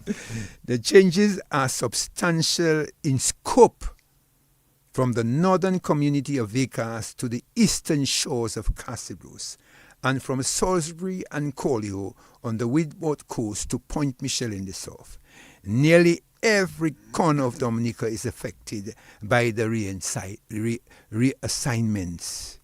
Priests are being reassigned, parishes are being combined under single pastor, and a new administrative rule are being created for a diocese of 15 parishes, first by just 22 priests. This is not merely a rotation, it's a reconfiguration. Well, I don't think that's the first time that is happening. So maybe chaplains might go to Grand Bay. Maybe they might take past Father Branca John and send him to Vikas. Maybe they might take Father in Point Michel, trying to remember his name, Father Paul, and send Father Paul to, let me see, to Roseau, and send Father Leighton from Kinfield to maybe... No, Leighton is already in St. Alphonsus, but I don't know if his rule will extend to other churches. But they might merge some other churches. They're going to make... because I want to tell you that the Catholic Church, the figures behind the decisions are sobering. The 2000 consensus recorded Catholics at approximately 61% of Dominica population. It went down from 84 to 61 now. By 2011 census, the figure had fallen to around 53%. So changing the priest doesn't make it increase? I don't think that's going to you decline. There's a decline. Yes, that's what I'm saying, that there's a decline in the population of the Catholics. People are into the Protestants. So I'm asking, someone tell me Chaplace Massacre. Chaplace from where? Someone tell me Chaplace, so maybe with Massacre and Kinfield. I know that's what someone said. Someone said that Father Elvio is Point Michel. So someone is giving us some information. So someone said Cecil Father Paul is in Portsmouth. Father Elvio is in Point Michel. Father Chaplace Massacre Kinfield. Someone says the priests have already been reassigned to, so there is no need for speculation. Well, I thought the assignments have been announced. Okay. Father Mama, my good father, Father Mama is going to Newtown. All right? So it's already been done. Oh, so it's no longer speculation or no configuration. No. It has been done. Yes. The bishop has done his work already then. Yes. So the date is set. but the configuration has already been done. All right. Dates are set. Yeah. So everybody know where they're going. So someone said to me, Father LVO is Point Michelle. Father Shapless is Massa Kinfield. But we tell me where Father Lita going. I want to know where Father Lita going. Father Mama is going to Newtown. Okay. So you said that they're going to have mergers of communities. Mergers of communities. So which means that Kinfield might just be, maybe they have 21 communities. Good. Like 21 constituencies. So it may be shifting along constituency boundaries. I don't know, but I'm just. Someone said Shapless is St. Anne's Parish. Okay. Father Francis Vickers. Who's Father Francis? I don't know this one. I'm trying to remember who's Father Francis. Right, but you have another one you call Father Conan Shillingford. Right, I don't know where he's going. So it would be very interesting. I suspect they might live Conan where he is. Okay. I'm not saying that. All right. So we're going to find... I want to call Daryl Titt. I wish Daryl Titt could call us. Oh. Because I know Daryl Titt. Oh.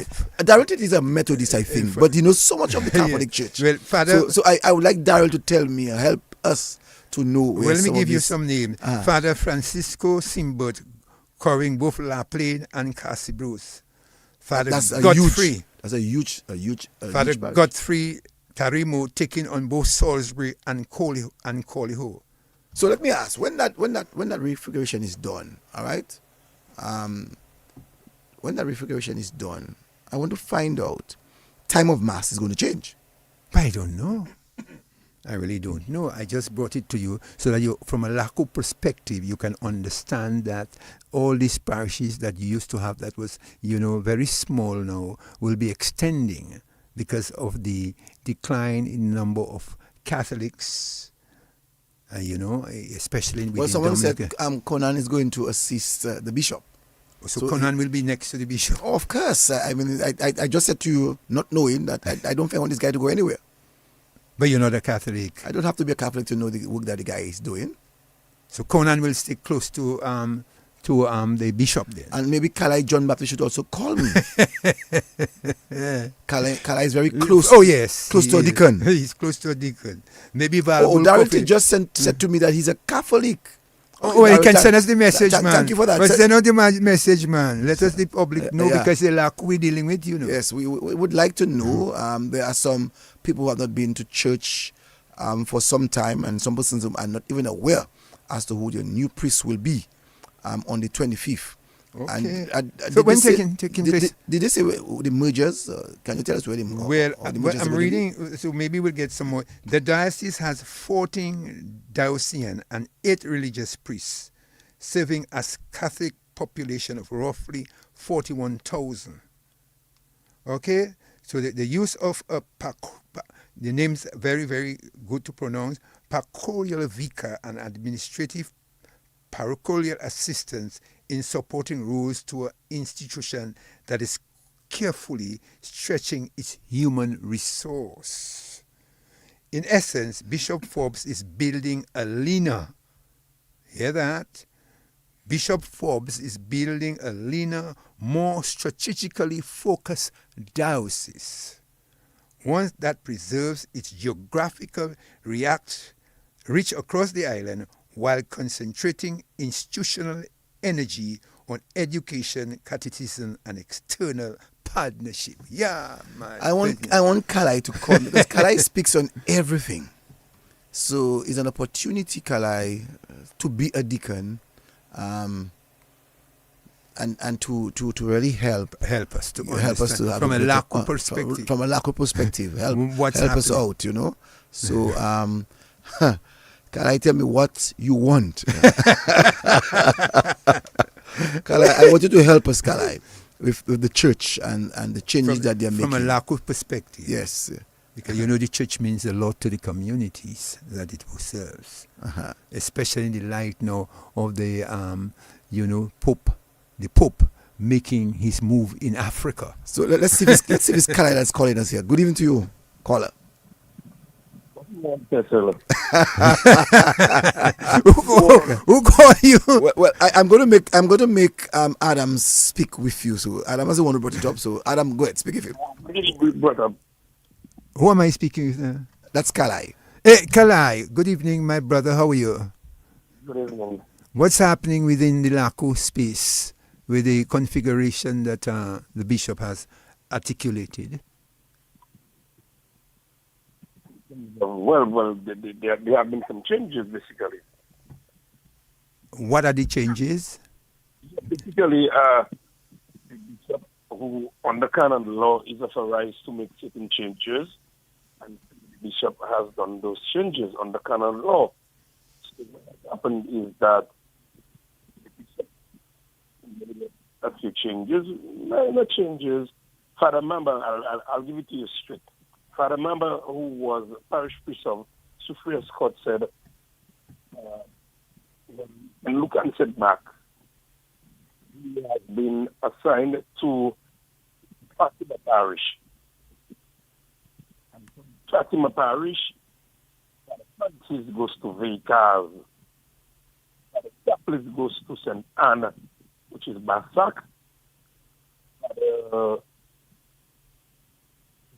For the LVU comes to St. Luke St. Mark, which is Point Michel, into my parish. For the Conan Children for comes to Roseau, but on the special project. We have Father Tarimo goes to Salisbury.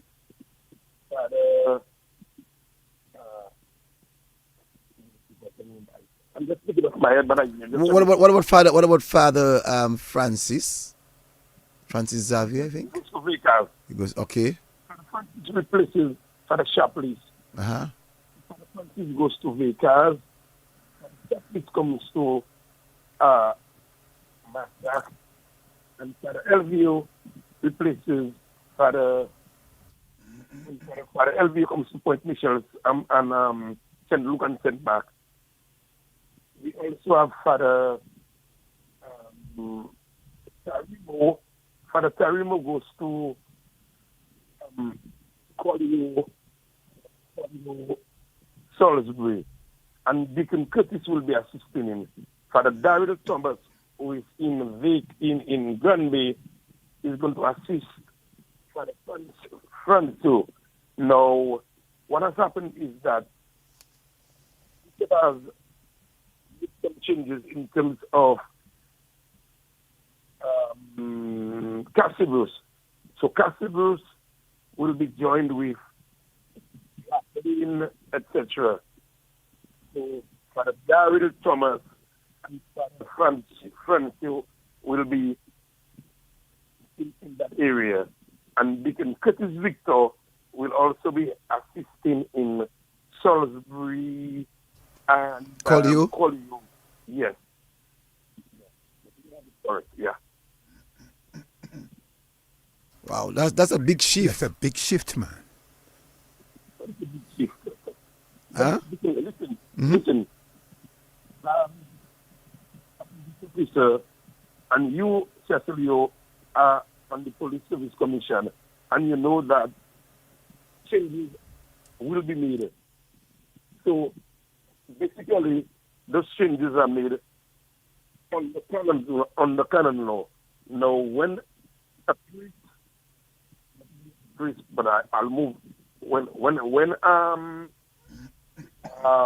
a police officer has been transferred, the commissioner makes his transfer, and no one can question that.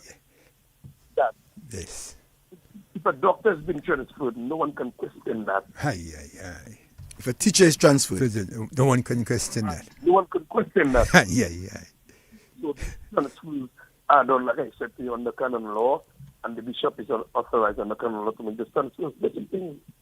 So all we have to do is fall in line and assist our priest. Basic things, man. Basic things.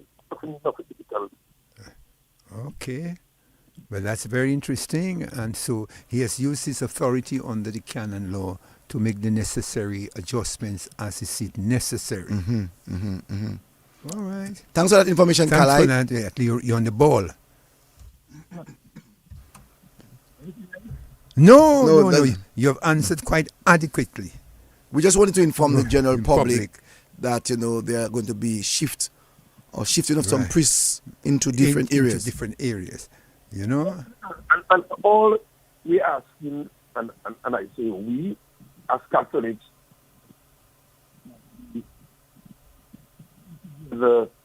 and assist our priests, because we see those things, we have to do what we have to do. We have to assist our priests, so we all have to come together and not go fighting, blah, blah, blah, blah. I remember, and before I go, I remember many years ago when Father Reggie was transferred from Point Michel to Granby, and Father Peter was transferred from Granby to Point Michel. The gallery and myself were on the church step. And Father Reggie said, Carlisle, you're on the gallery, you have to assist, and you all can either make or break the priest. And we made Father Peter, you understand me? And we moved on. When Father Reggie moved to Granby, you had this whole hoopla when he was transferred. But the bishop is authorized to make his transfer. Whether you like it or not, you have to work with your pastor, your priest. You have to do what you have to do. Well, So I'm asking Catholics, let us all come together, we like it or not, and let us work together in the vineyard of the Lord and do what we have to do. but I did not like the fact that you said like it or not. The bishop has the power to do the necessary changes that is required for the church. for the And what we can ask is for all the Catholics to join with the bishop to ensure the success of this man. yes. Because listen, what I'm saying is that whether we like it or not, because some of us, we may not be happy with the transfer, but we have to work. So Branca John is staying in Granby? Branca John is staying in Where Granby? Branca staying? Hunter remains in Granby, Well, the but reason it's going to be a lone dude there. The reason why I put that from a Lakou perspective, Kalai, and I knew you, very nice of you to explain to me what was happening. And you know very well that from the Lakou perspective, I was hearing certain ripples. But as you mentioned it under the canon law, whether they are ripples, people have to obey orders. Because as you mentioned, there were certain vibrations I was getting from the Lakou perspective. So now that you've quelled that, uncertainty in my mind, I will go along with you that the bishop on the canon law, whether you must obey. Under canon law, you must obey. Don't laugh. Those things are basic. So all we have to continue to do is pray for our priests, pray for our pastors, pray for our deacons, and let's continue to work together with our clergy and do what we have to do. Thank you. Catholic, I'm staunch Catholic, and I'm asking all of us to continue to pray, and let's do what we have to do to help. Thank you, Kalai. Thank Well you. said. And I like what Kalai said. I really honestly love what Kalai said. The bishop has that power, and that is a good example that we can use into our system. The church has its system where very clear the bishop has that power to reassign men or to reassign priests. And so Kalai made the point in reference to the chief of police. When the chief of police makes his assignments or reassignments, he has the power. All right? So he has the power. So if the minister makes a transfer of an individual from one department or from one area to the next or from one community to the other, the power that is vested in that individual, it's important that we sometimes have to live with it. That doesn't mean that we cannot question the rationale, but what we must do is to take time to see that change, that reassignment is made and what is the outcome of it.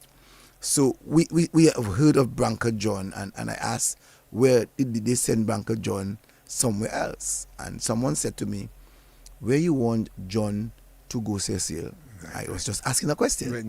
No, but that same question I can ask because I remember some time back there was almost a total, what I would call a protest about the transfer of a particular priest from Grand Bay. I can't remember the name of the individual. And many people were saying, well, he's going to be transferred. We want our priest. I don't know. In the Lakou space, I remember that. But you can see how Branca being sent to Grand Bay. Now you're hearing the question, where you want Branca to go? You remember that time when that happened. So, decisions have to be made, and when you're transferred, you may not like the transfer, but sometimes... But you see, the problem is sometimes men and women see the value of their leaders. So the priest is a leader in the community, and they would have seen the transformation that the priest would have done. And the priest that you're talking about, very clearly, I remember that was Father Lafleur, when they took Father Lafleur from Grand Bay. To some other place. I think it was in Goodwill, Pottersville Church, I think it was. And so we have to understand it is important that we respect the leaders in terms of their shift. Right, yes, we have to. He would pray about it, and through his prayers, he would get the necessary answers that is required. And maybe too, he would not have just taken a decision of his own, although he has the power of his own, but I'm sure that he would have sat with others to make that determination as to where these men are going. Best served. And maybe too, I would like to believe that that he did not get up and just serve them a letter to say that they're going to be transferred. I'm sure some level of conversation would have been held, even if he has the power. We call that good human relation. Yeah. I can tell you, the church will not stay empty, because you are going to find someone coming into the church to do a job that maybe was not done before. Okay. Maybe attract some more young people, because we are seeing, as when I was a boy growing up, I remember hearing the population of the Catholic Church was so dominant, it was 84%. Almost 90. You're right, almost 90.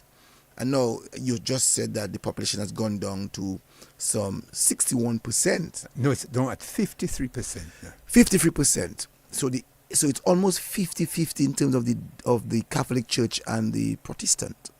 And that is something that we have to be mindful about. My good friend, I'm sure my good friend is going to call me. Darryl? No, not Darryl. Good evening. Yes, my brothers. I just know that. I just know. I just know that. What I'm talking about the Catholic Church. You have to come up. I know this guy is going to come. He come up. Yes. Go ahead, sir. I will always. I have to come and defend my faith, my religion. Let me say one thing. I don't want to expound too much on that conversation, because it will take us to a height. Just like the Pope and Trump right now. I don't want to get in that. You don't want to get in. But to make it short, as my brother Kala indicated or stated earlier, at the ordination of the bishop is given two important tools to carry, which is the mitre and the crucial. And it signifies authority over the church. It's representing, in tradition, St. Peter, the Apostle Peter, on which the church was built. So he has the authority to transfer, just like the president, or as Kala said, the commissioner, when he wants to move, he gives the word go, you have to go. Whether you like it or not, you have to go. But it's a common thing. Don't use caller. Don't use that word "have to go" in such a rough way. You have to be transferred. So when you become a priest, you get your marching orders. I'm not a priest, but from the catechism of the Catholic Church. Yeah, that's what you're sent to do: to go and spread the word. You have to look at it in different contexts. I like that. To go and spread the word. To go and spread the word. You have to go. That's it. Mm-hmm. Okay, it's not a navel string. You're transferred to a certain parish if you're there for a time. And there are different sectors of priests. You have the Redemptorists, you have the diocesan priests. They all have their different rules under the name or the umbrella of priests. Okay, a diocesan priest remains in the diocese. Redemptorists travel to different places. They be like missionaries who and do the work. But on the other hand, we have it's a universal term, Catholic. Everywhere you go is the same thing. In Toronto, where I am, every May, or most times in the month of May, that's when they have ordination of new men coming into the vineyard. We have changes. Sometimes they don't last 2 years. It's a rotation. That's an assignment you're obligated to, and it's like an oath you took. You have to move from point A to B. You're not stationed, and it's not a place where a navel string has been cut. So you're not going to stay there forever. And that's basically what it is. You're there to serve, and you're open to serve anywhere under the law of the shepherd. And the bishop is the shepherd. And, we are members of the flock. So we just have to follow, like myself. The orders of the bishop, I have to follow it, a dictation. And that's all I can say so far. Have a good one. And what's the next agenda for tonight? Thank you. You'll know in a while. Thank you. And I like how he was able to articulate the various role that the priests play, and that when you're called to serve, and that's what I rather hear than say go. When you're called to serve, and you have to understand the value and the authority of the bishop, and when you're called to serve, and you're called to serve in other areas, some persons get very comfortable in one area, but that doesn't spell it out that you have to remain in one community jurisdiction. And I'm happy that was said. It's like Adventists, right? It's like Pentecostals. Mm-hmm. So I know, for instance, I can speak about the Adventists, that a pastor stays in an area, and then the conference would require you to move to another district or to move to another area. So pastors themselves too are moved. Pastors themselves too are requested to go to other places to use their talent and their ability to convince, to get their flock to remain focused. So it's not about a punitive measure that the bishop would have taken. Well, I know, for instance, in my days in Lakou, they were able to attract quite a number of young men into the priesthood. And not only that, you had many of the priests that served in the different dioceses. Some of them came from Belgium, and some of them came from other areas. Many years ago, they were white men that served. But right now, when you look within the church, the Catholic Church, especially in Dominica, you do not see all these white priests that you used to see before. And you more see black priests. Now you're noticing that Africans are in the diocese.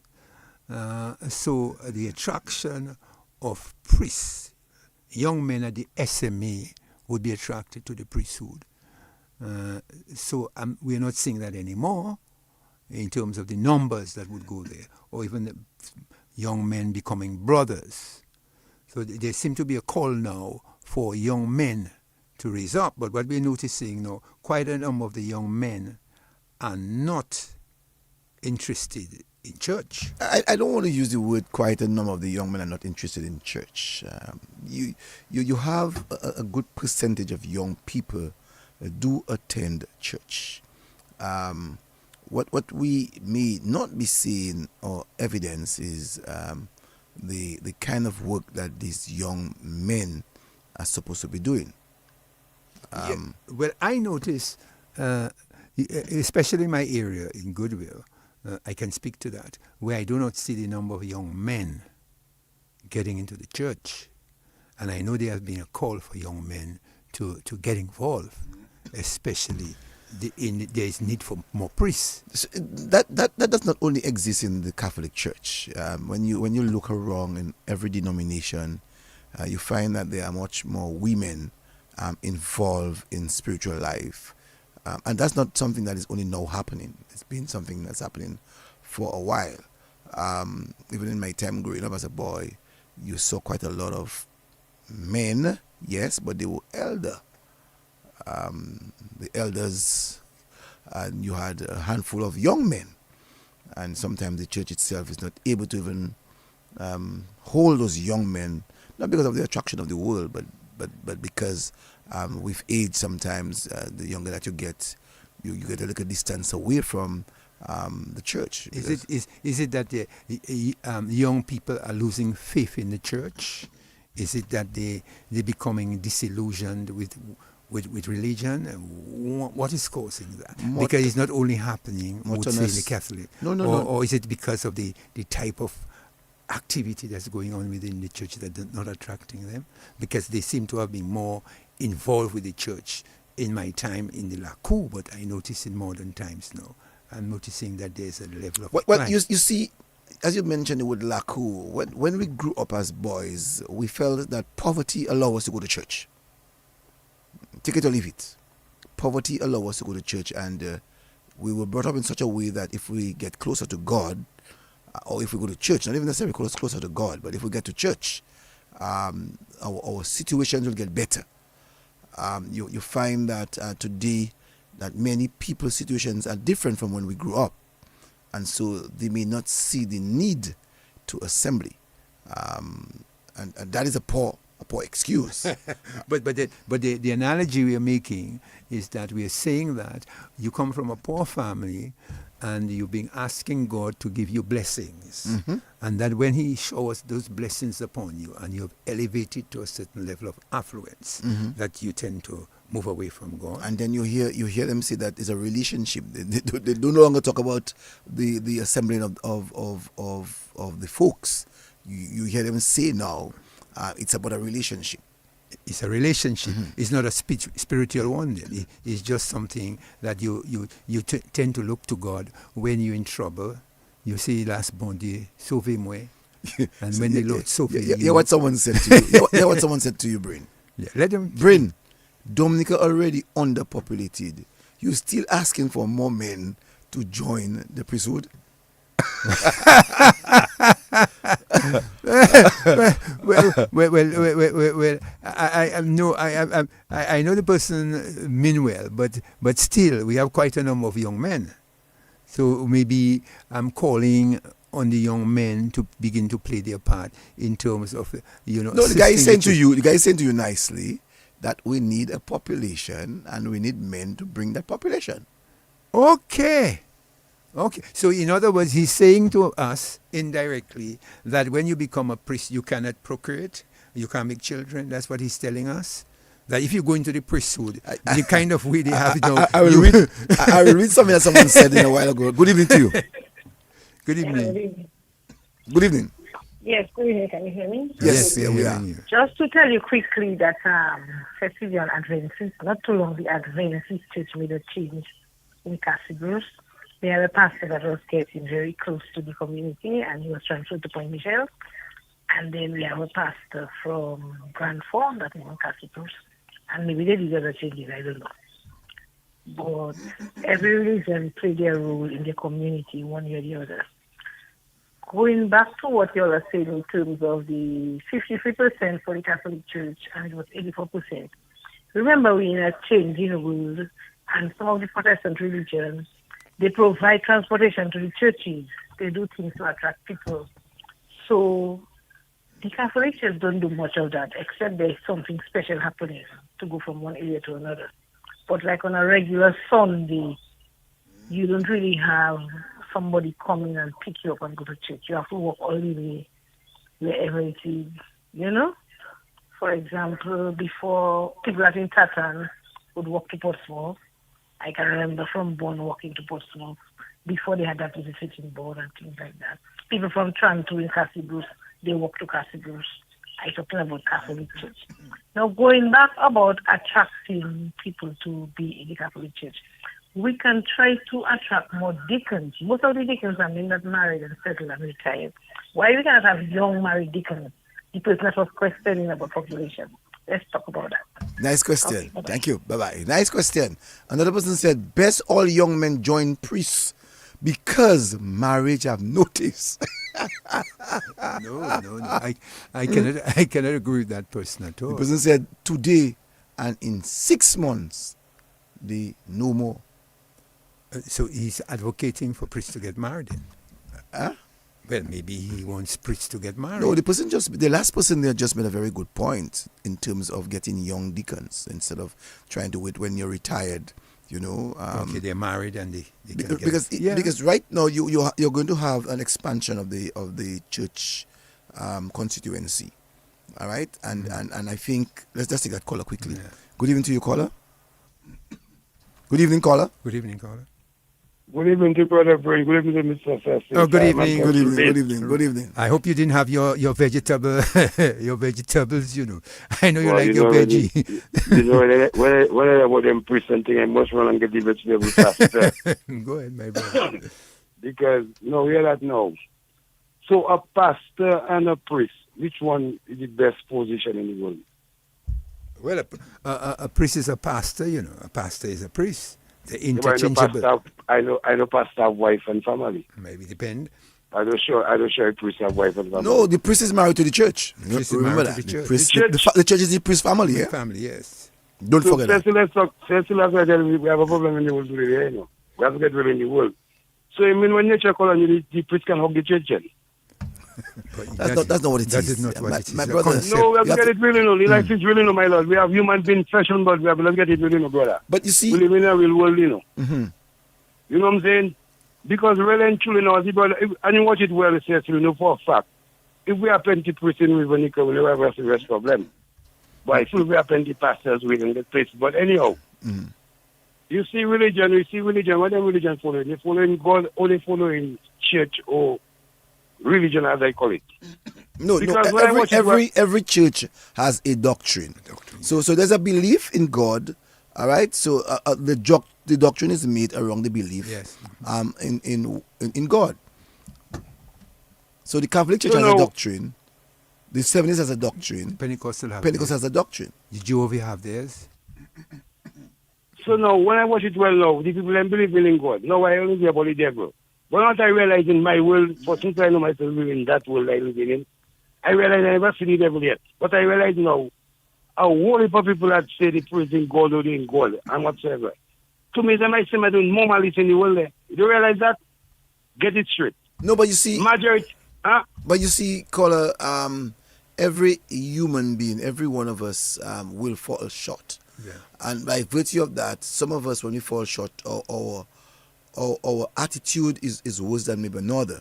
Mm-hmm. Most likely that we may see the person that is going to church and we are disappointed, but the person is human.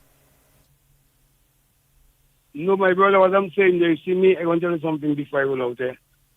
We as Rasta children and Rasta family, we defend a concept which defend equal rights and justice, love, peace and unity for humanity. And no, I don't have to be your friend or your company to do anything positive I can do for you. But I tell you personally, when I watch the religious people, they have more chip in one with number one. They have more chip. They have more story than, to me, I don't find something not correct. To me, godly people are supposed to be more in the people's life, more trying to help, trying to serve, trying to interact. You know what I'm saying? By not saying that, so something not correct. So I find right now, the churches must have problem. When you're up and running, fireman running, bless up, I'm listening, give thanks for life. Thank you. I'm not so sure the church has more problems. I think it's about us as the people. Yeah. When Jesus Christ was on earth, he took simple people to follow him. His 12 disciples were fisher of men. But as we go along, things will change. Mm-hmm. And we'll find that the pastor has to be focused on dealing with his flock. That's right.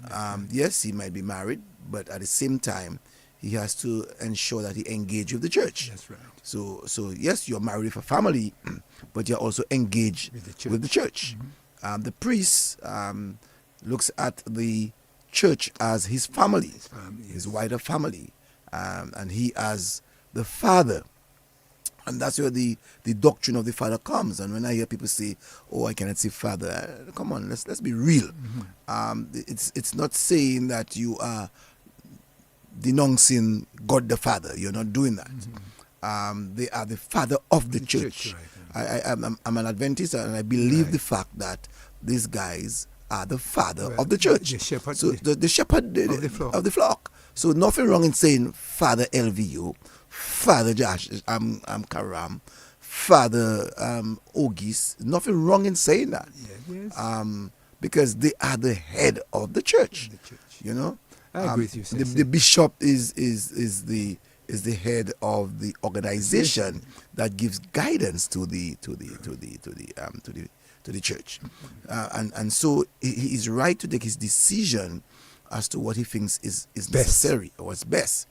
So at this time, he may not see the value of transferring Father Branca John, to another district, but he sees the value of transferring Father LVU. It might just be that something is missing, and Father LVU has it to make the flock stay tighter, better. Right. You don't know. So we have to allow time to heal it. Right, and he's a new shepherd or a new leader of those shepherds. So he decides what's best, as you said, in discussion with, I'm sure, with other people, senior members, as to what should happen to make it more efficient in light of the decline in terms of the population of Catholics. And I cannot go against the reassignment of these men. I mean, they are in the priesthood, and it's expected. Don't think it's a lot your father left for you. You know what I'm saying? Right. It's expected, and it's not the first time that we are seeing these things existing. Right. We have seen once upon a time Father Thomas was moved from Pottersville to Salisbury. Yes. Father John Lewis was moved once upon a time, I think, from Soufriere to he went to Newtown, to Fatima. So those things have happened. Yeah. So it's not like as if, oh my God, why is this? No. Father Long was moved. You had Father Long, the white priest. I know he was moved. Father Elvio, I think himself was moved. We had Cardinal Felix, who had also moved. Moved to St. Lucia. Yeah. You know what I'm saying? So you moved. So once you are chosen and you're ordained then to do the work of God, then you will be called. You'll be called, yes. And you will be called in all corners of the world. Good evening to you, your live caller. Hey, Cecil, yes. I never heard about, do you think it have ladies? A question is that, do you think it have ladies that is priest? Yes, I've never heard about a lady. I've never seen such. I just trying to find out where. No ladies in the Catholic Well, no, in the Catholic Church, that's no different. ladies. Yeah. But as we said earlier on, Billy, you deaf me? Yeah. As we said earlier on, I'm from Adams. He said, priest is pastor and pastor is priest. Yes. We are female pastors who I consider to be priests. Right. In the Anglican Church, the Anglican Church, we have reverend who are pastors, and we have and they are priests. And the Archbishop of Canterbury now is a woman. So it's not about it's not about sex. It's about the calling. All right. Thank you. Okay, thank you very much. Very interesting, because the Archbishop of Canterbury now is a woman, Cecil. So in the Anglican Church, you have women. And I know in Anglican Church, the Reverend gets married, he's entitled to his wife. The Methodist Church, they do the same. And I'm not going to be one that will argue about the church doctrine. The Catholic Church has a doctrine. They have their own principles. And that's their principle. I'm not going to argue with them as to what they think is best for them. So if the church figure that out, that the nun will help in the process of salvation, they have a role to play. If it's the role to make sure that you do first communion, you do confirmation, and to keep on talking of the doctrine of the church, I have no problem in that. If the priest has a job to perform, let him perform his job. Right.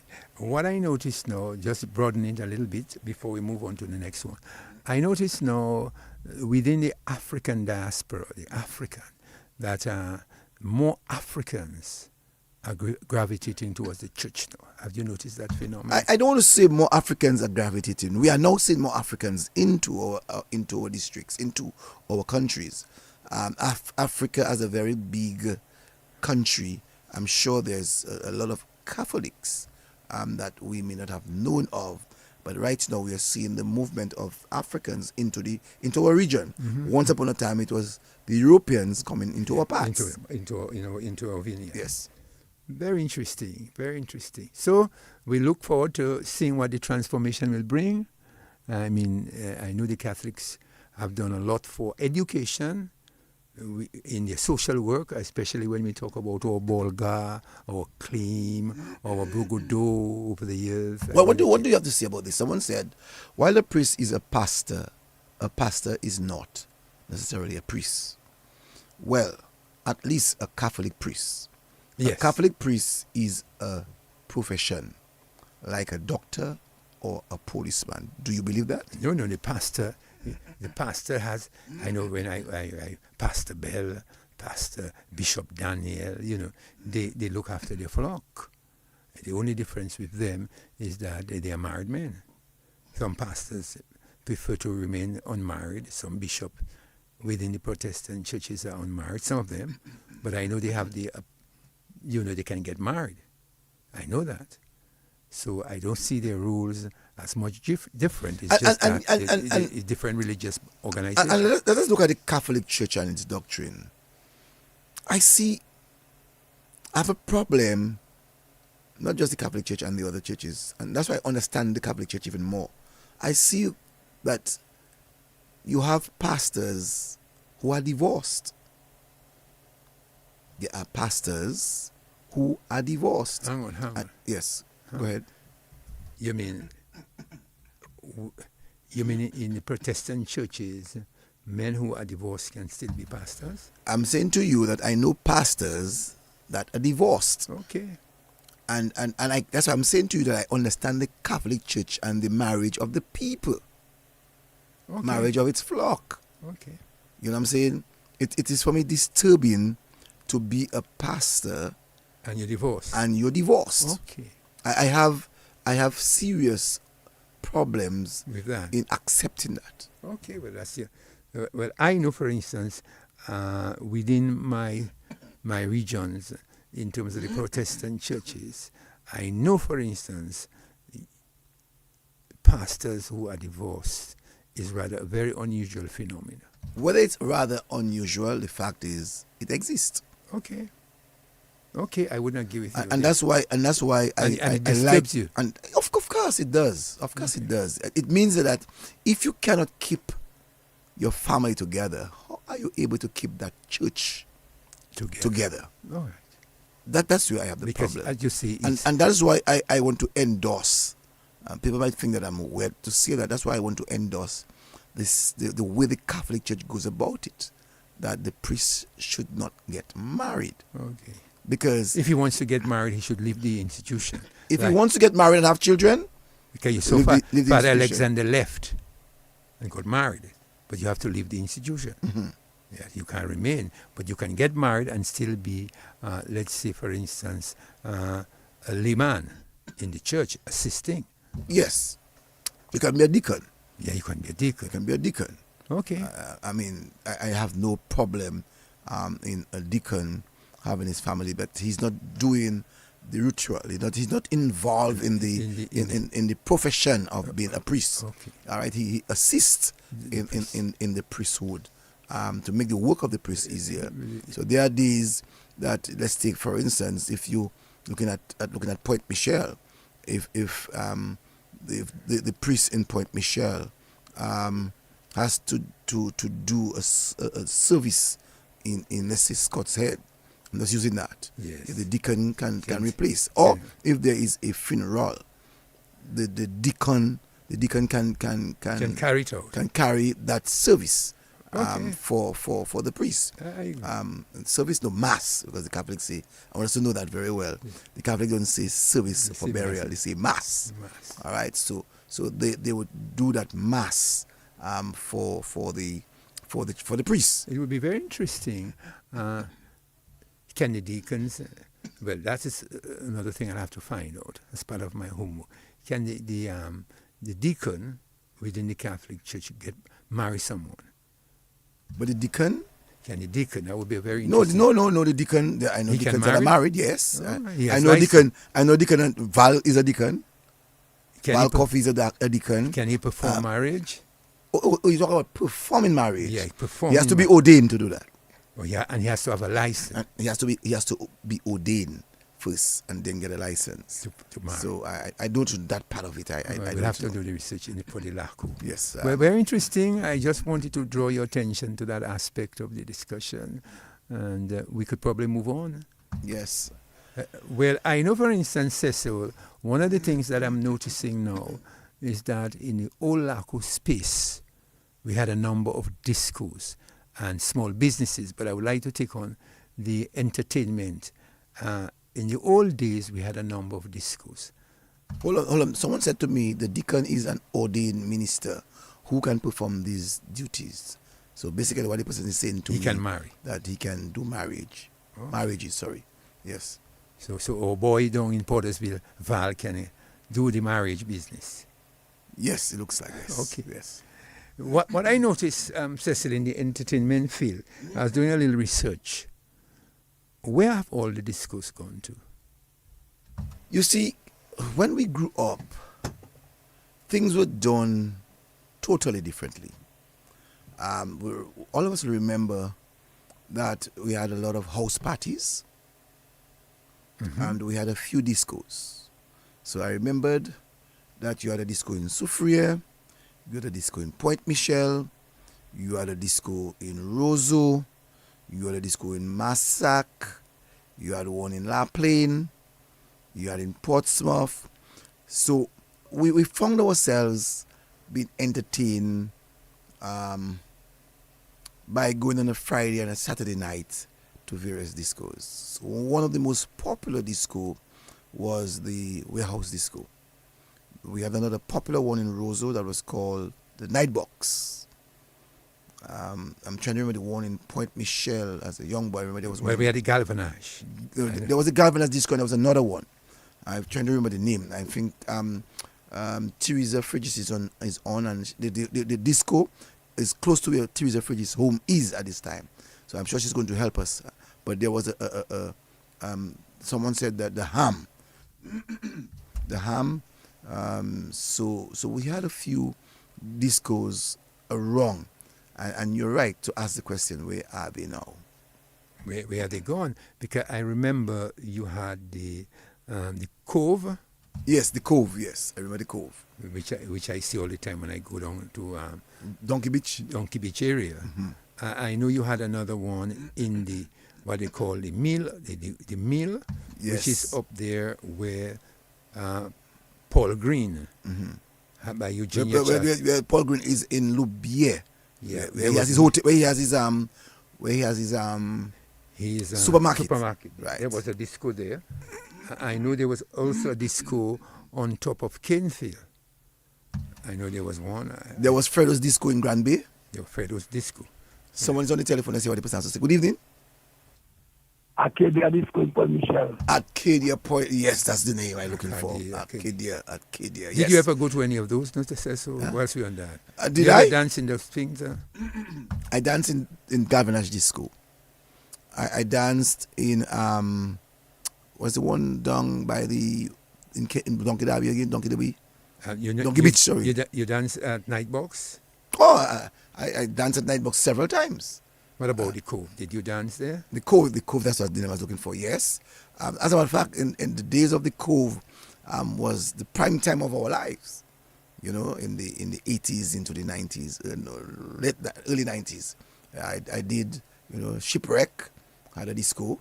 Do you remember any of the DJs that played music there? I know in the Warehouse, we used to have Mix. That is this. Oh my God! I'm sorry, I forgot my partner name, boy. Oh God, this is one of the best DJs that we had in those days. Was Cliveroy ever the DJ? I never saw Cliveroy. Cliveroy had a very good disco. That is Warehouse Disco. But as I was saying, even DJ Matthew was part of it. How could I forget this guy name? In Warehouse, is one of the biggest names that we could. Oh, and not forgetting Simoon If you remember Simon in Massac. Massac. So quite a number. We had Fredos in Grand Bay. We had Simon in Massac. We had Shipwreck at a disco. We had Green Lantern. That's maybe in your time, not in my time. Green Lantern. Yeah. We had the exclusive was in Poré in Grand Bay. Someone said the Commodore. Commodore. There was a disco called Commodore. It must be in Grand Bay, man. Yes, the one underneath the cliff. We call it The Cove. The Cove, right? It's the Cove. So Andrew Green had that disco. It's called the Cove. That's what it's called. Andrew Green had it. Yeah. So I just want you to know it was called the Cove. Do you know who run Nightbox? The Joseph. There was Curtis. He was a Fat Boy. Fat Boy. He was Curtis was an Oddly. Yes. And there was that other Joseph guy, Jusman. They both. Do you remember any DJ that played music in there? Wadix and Oli. Good evening to you, caller. Yes, good evening. Good evening. How are you, gentlemen? Oh, great. Okay, we had page one disco in Lapian and Pauline in Pitzefouye. Pauline. Pitzefouye. Pauline in Pitzefouye and where? And page one in La Plaine. Page one? Page one? Yes. Page one. That was the name of the disco in La Plaine, page one disco. Okay. Thanks, yeah. Okay, you ever danced then? I never been to that one. I don't know about that one. First time I heard that one, page one. Also you had DJ Commodore. You remember DJ Commodore? Yeah, I remember. Yeah. Right. And also to Palm Grove. Remember? Palm Grove would be for people like that lady, Ma Boyd. In the days of Pee Wee Peltier, man. Pee Wee Peltier? Yeah, Pee Wee had this. Yes, down in there's also this disco on the bayfront there. What was called? There's a disco. I don't remember that. I see now they're using it's upstairs, this restaurant on the bayfront, and they're using downstairs as I think for some souvenir place. I'm trying to remember the name of the place. Right. Someone's going to help me. Senjo had the Sea Blast, Hideout, and Sling Dong Disco. You danced there, sir? Senjo, no, I can't. I know there was a disco that was, it was called, it started B, you know. Bruno's Hall. That's in Salisbury. Yes. Yeah. So, okay, the person name in the name. The Cave. Yeah, the Cave on the bayfront. You can't remember the Cave. You went down. The Cave. Oh, yes. The Cave on the bayfront. Yeah, in that little hole down there, man. Yes, the Cave. You ever danced there, yes? No, that was before my time, man. I mean, not before my time. I was a young boy holding my mother's skirt when we were going on the bayfront to watch. And you see people going to that disco. You go down below. And they had these flashing lights with a ball rotating with different lights. Someone said that in Senjo they also had DZ disco. DJ Court I was looking for. Thank you very much. DJ Court. That's for me. People talk about all disco, all DJs in my time growing up as a boy. Going to discos. DJ Court? I don't say as a boy, as a teenager. Who was that guy? DJ Court was this was one of the tightest DJ you could hear. Tightest DJ. Someone told me about Bubble City. Yes, we had Bubble City. And we also had we had anything in Marigot now? I want someone in Marigot to tell me. Wesley, Woodford Hill. Yes, these areas had the discos. They had discos. Or dance halls. Both dance halls. Because we dance halls and disco. Because yes. I tend to think the disco was basically a place where they had this kind of balls, light, spinning, all different types of things. And you had the DJs upstairs somewhere in some glass case, just belching down different music, which would be disco, music, and maybe calypsos, So there's a difference between the disco and the dance hall. Yes, someone said to me, how could I forget that? Thank you very much. There was a disco upstairs, Cots building, and where NDFD is located. How could I forget that? Acrocade was owned by Andrew Green. So before it was Acrocade first. Remember Acrocade? Yes. And then there was a disco in Collio. I need someone to tell me the name of the disco in Collio. And there was Wash Your Foot and Come Inside. You know where that was? No. I cannot believe you. Wash your foot and come inside was in Point Michelle. You went there, sis? Yeah, man. Yes. As I was like, now I'm seeing that place. And I try to wonder how people got in there. In that little corner. Wash your foot and come inside. Wash your foot and come inside. But you know one of the things I found amazing? The first time I went to Night Box, I said to myself, but these fellas want to mash up the wall, man. Night Box? Yeah, fellas going in a little corner. Dark corner. In a little dark corner. Yes. And you just cannot see. You just see the light spinning as if you're getting dizzy. Fellas just inside one corner, they don't want to move. Women don't want to move. I said, what is going on in those discos? No. So I want to correct that person. The person said, Cecil, you're wrong. DJ Cut came after you going to disco time. No. My brother, I danced on DJ Cut several times. You're a little partner. I'm older than you. So I know what I'm talking about. Okay? At the time, finished SMA. And just before we finished SMA, this guy used to also play in Groove Governor, we used to call him. Groove Governor. Yeah, Groove Governor.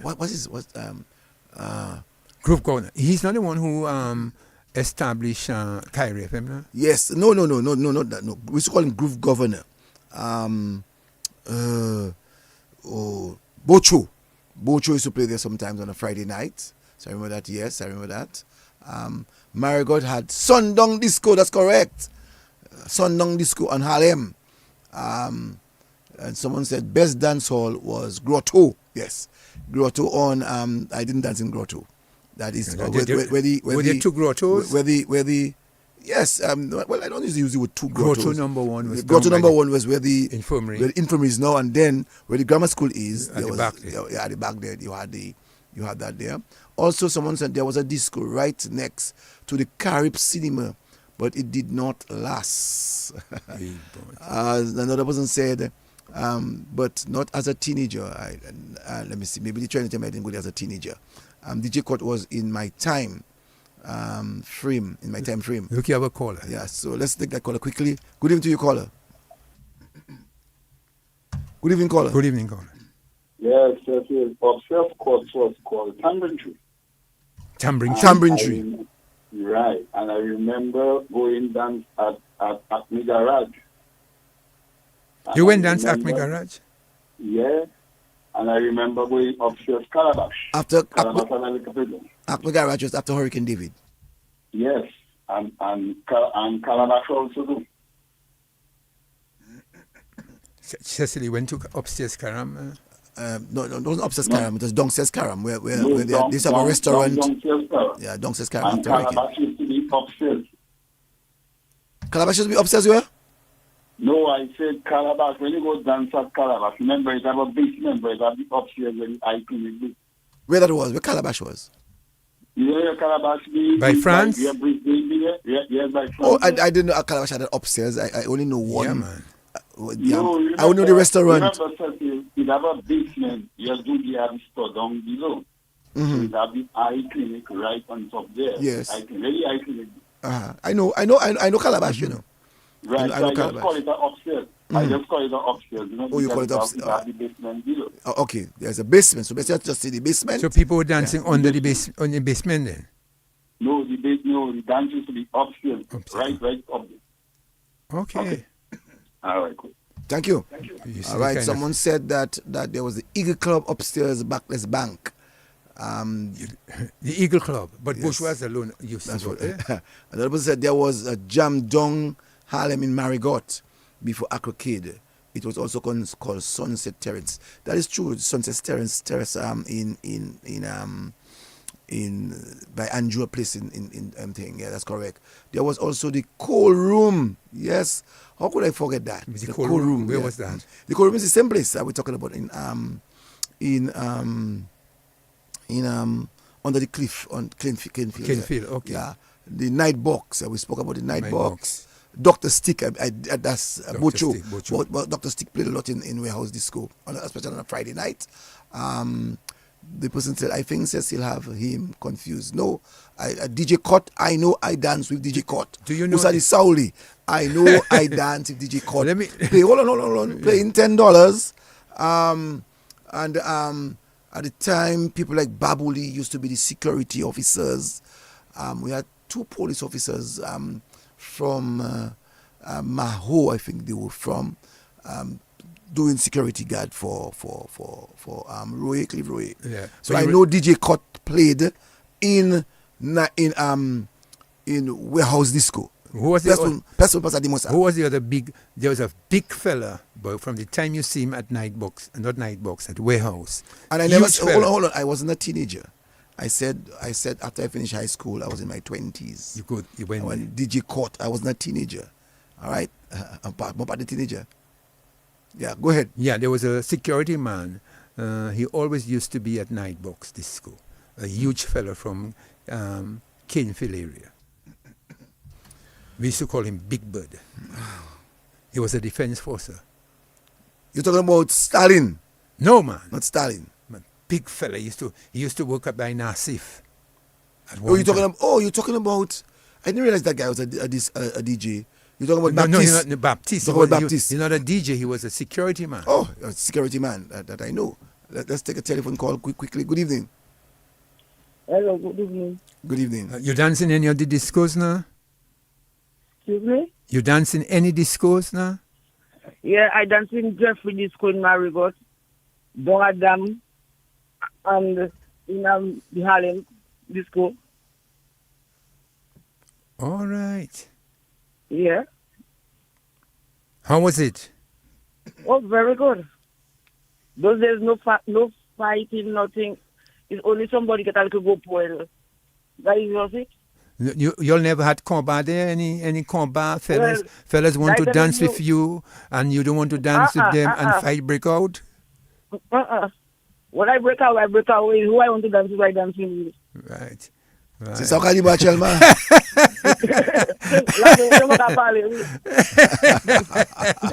All right then. Good night. Yeah. Good night. Yeah. Boy, sometimes you would have trouble, you know. DJ Cott and DJ Commodore. Yeah. When you hear these 2 guys on that floor. Let me tell you can tell me what you want. In the 80s into the 90s, yeah. DJ Cott was the master. He was a master. And everybody on a Saturday night would go down to and pay their $10. Right. It was only $10 in the time. You know, there was a fella, Mercy, this is your man on your Saturday night controls. You know what's that? Boy, first time hearing that one. When Pablo was a DJ, you know. Pablo? I didn't know that. Where? Nightbox, not Nightbox Disco. He was a DJ there, you know. I didn't know that. Yeah, man. He was. When I look up in the glass, I saw Pablo, man. I said, "What?" The man, and I wonder. For true, I remembered Wadix and Oli at Nightbox. I can't recall any other. Yeah, man. DJs. Pablo was there, man. Okay, let's take a telephone call. Good evening. Yes, it's me again. The only cover it used to have is only a Zouk set coming up and Wadi Kole coming up. All man and boys and girls were having a problem at the home because everybody wants to go Zouk set, everybody wants to go Wadi Kole. Bye-bye. Thank you. And look at what Cots is like now today. Look at all right. The floor where you had the disco. As a matter of fact, Franklin Moses and all of these guys, you know, used to really take that floor. Dance party DA is what it's called. Dance party DA, and all young people used to assemble there upstairs there. Yeah, pay $5 and we're gonna do it over dance. You ever go dance party then? Dance, I tell you. Playing Michael Jackson. No, I never played Michael Jackson. I never liked Jerry, and we can talk about that, you know, a little bit. And brain, because in those days, guys try to adopt people like Michael Jackson. Let's take a telephone call quickly. Good evening. Yeah, and don't forget the Carbe too. In Carbe too. In the Carbe, yes, yeah, thanks.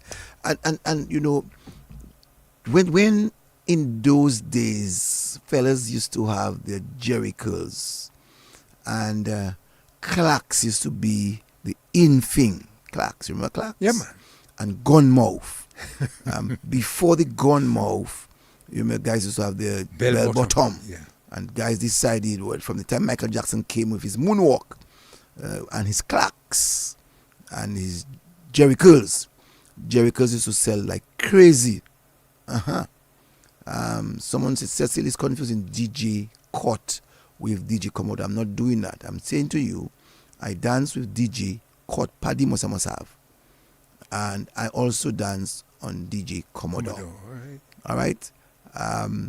As I said, in the 80s into the early 90s, you had DJ Cut big time.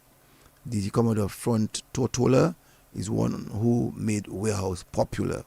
I don't know about the popularity, but I know for sure that DJ Cut on a Saturday night, yes, DJ Commodore was a master, but I preferred hearing and dancing to the music of DJ Cut.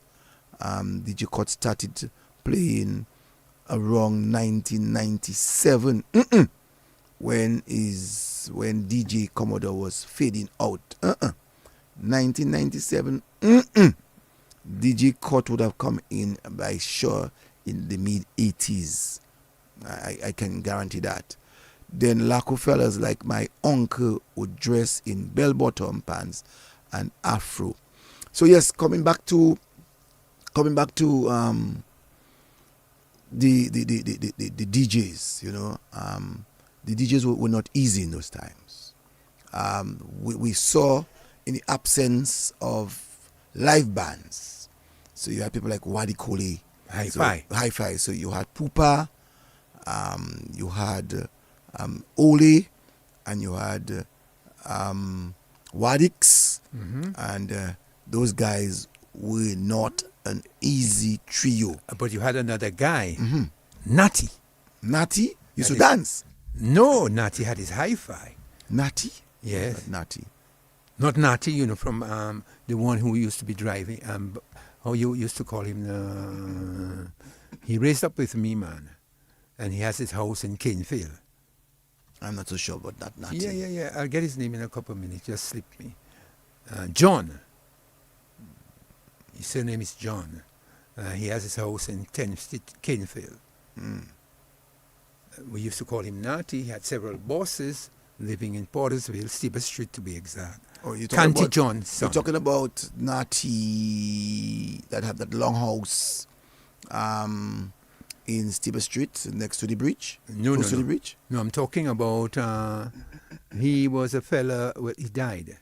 And he used to go around with all his hi-fis, going to the car reserve, playing music, going to Cassie Bros. I used to see him with his boss, with how many speakers at the back. He used to be in the time of Wadix as well. Maybe I try Julius John. I'm trying to remember. Julius John. Yeah, I'm not so sure.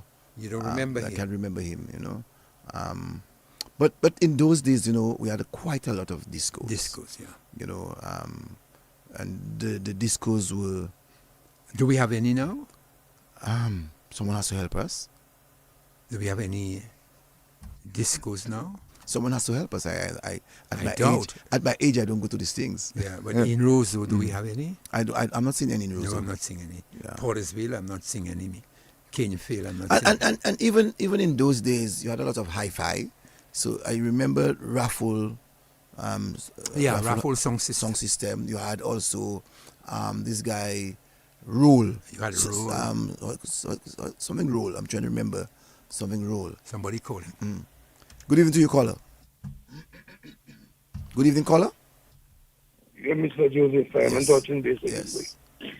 But you forget originally scientific rules and what you call them as banging and keeping it up and running, man. That's what I just said. Yeah. Scientific rules, you forget them, man, and them. I just said that. And don't forget BABA Nightbox. Oh, BABA was the DJ Nightbox. That's correct. BABA, don't forget BABA, man. That man was a banging, man. That man has the thing banging. Although I never going to write it in my life, but I try to write this again. Let me tell you something. But before I go now, Mr. Joseph. Yes. You remember one of them DJ outside, I think it's Monstrat, but that man was on top of thing, right? Them a tall DJ, man. I think Bubai is going Bubai. Oh, from Monstrat. From Monstrat. Yes. Hey, Mr. was banging boy. Yeah, Bubai. Yeah. Oh, Yeah. We should send for him. We should send Dominicans to send for him to come and do his piece. You know, I remember that. Mr. like a goldstone, you know, and they're the best. I wonder if Mr. still around, if he's still alive. I'm not so sure. But if he's alive, what you? Yeah, I wonder. Yeah. Well, you are so tall, I don't realize you. I know. Boy, Brain. Yeah. Boy, not at a disco. It's at a disco. Boy, me tell you something. Me no call on noon, but I'm too dangerous. Boy, at a disco by Warwick. Warwick's at the disco too? In the backyard there? Everything goes. Oh, yeah. Well, everything goes in that disco there. Well, that's the best disco. Well, there was all the way past there, either some fella must burst up or some girl first burst up. When I go and check my father there, but there was the best disco. Your father used to like to go there, your father. Well, not he alone, but you used to like that to bring. Don't like that, bring. You used to like that to bring. Your father, Kwapo was always in that place, boy. Cecil used to go there too. Cecil used to go there too. Don't you like that? The only people used to go there. In the Lukuko there. The only thing I used to go and do by Warwick, the only thing I used to go and do by Warwick is to no. The only thing I used to go and do by Warwick is to play my 25 cents and play my jukebox. My jukebox. I don't know nothing more. Nothing more. That's the place that never closed. You can shop, supermarket, everything goes. Let me tell you another one they had before you go. By Jake's there. By Jake's. At the back there. Bring self like them sports there. Bring them well. And you're up and running for him. Oh boy, Dominica had it, boy. Yeah, man. In those days, man, it was really, really good fun, time. Really fun. It was great fun, you know. But it was always a problem too, especially when you pay your money, and you bring your girlfriend and she's pretty.